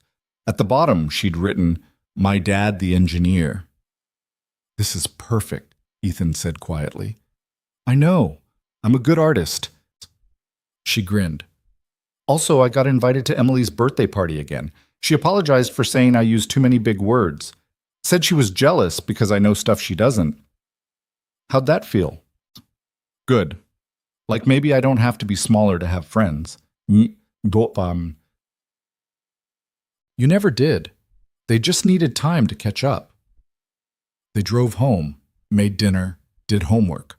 The normal routine of a life that felt less fragile than it had 6 months ago. After Lily was asleep, Ethan sat at his kitchen table and looked at her drawing. My dad, the engineer. Not the janitor who got lucky. Not the guy without credentials. Just the engineer, just himself. He thought about the path that had brought him here. The tragedy that had derailed his education. The years of invisibility. The moment in a server room at 2 a.m. when he'd decided to stop hiding. The terrifying journey from there to here. Every step feeling like he might fall, but somehow never quite falling. And he realized something. The credentials hadn't mattered. The pedigree hadn't mattered. What mattered was the willingness to keep learning, to keep trying, to keep being honest about what he didn't know while refusing to accept that he couldn't figure it out. That was the lesson. Not that education didn't matter or that institutions were pointless, but that they weren't the only path. That capability could be built anywhere, by anyone, if they had the stubbornness to refuse to quit and the humility to admit they were still learning. His phone buzzed. Text from Alyssa. "Board approved your promotion to VP of Engineering. Congratulations, you've officially made it." Ethan stared at the message. VP of Engineering, him, the guy who'd cleaned these offices less than a year ago. He texted back, "Thank you for everything, for seeing what I could be before I saw it myself. You were always that person. I just gave you a chance to prove it." He put his phone down and walked to Lily's room, stood in the doorway watching her sleep, her fish tank glowing softly. Ada Lovelace swimming lazy circles through the water. This was what mattered, not the title or the salary or the recognition. This, coming home to his daughter, being the person she believed he was, showing her through his own life that limitations were mostly things other people tried to impose, and that refusing to accept them was the first step to transcending them. He'd spent 8 years being invisible, being safe, being less than he was because it hurt less than trying and failing. And then he'd tried, and failed in small ways, and succeeded in bigger ones, and learned that the trying was the point, not the outcome. That was the lesson he wanted Lily to learn. Not that she should ignore credentials or skip education or take unnecessary risks, but that when the world told her she wasn't enough, she should question whether the world was right or just comfortable with keeping her small. Ethan closed her door and went to his own room. Sat on his bed and thought about tomorrow, about the team he'd lead, the systems he'd build, the problems he'd solve, about the continued journey of proving not that he belonged, but that belonging was something he defined for himself. Somewhere in the city, Titan Core servers hummed with his code. Systems processing intelligence, flagging threats, saving lives. Built by someone without the right credentials or the right background or the right path. Built by someone who'd refused to accept that his circumstances defined his capability. And that, Ethan thought as he finally drifted toward sleep, was worth more than any degree ever printed.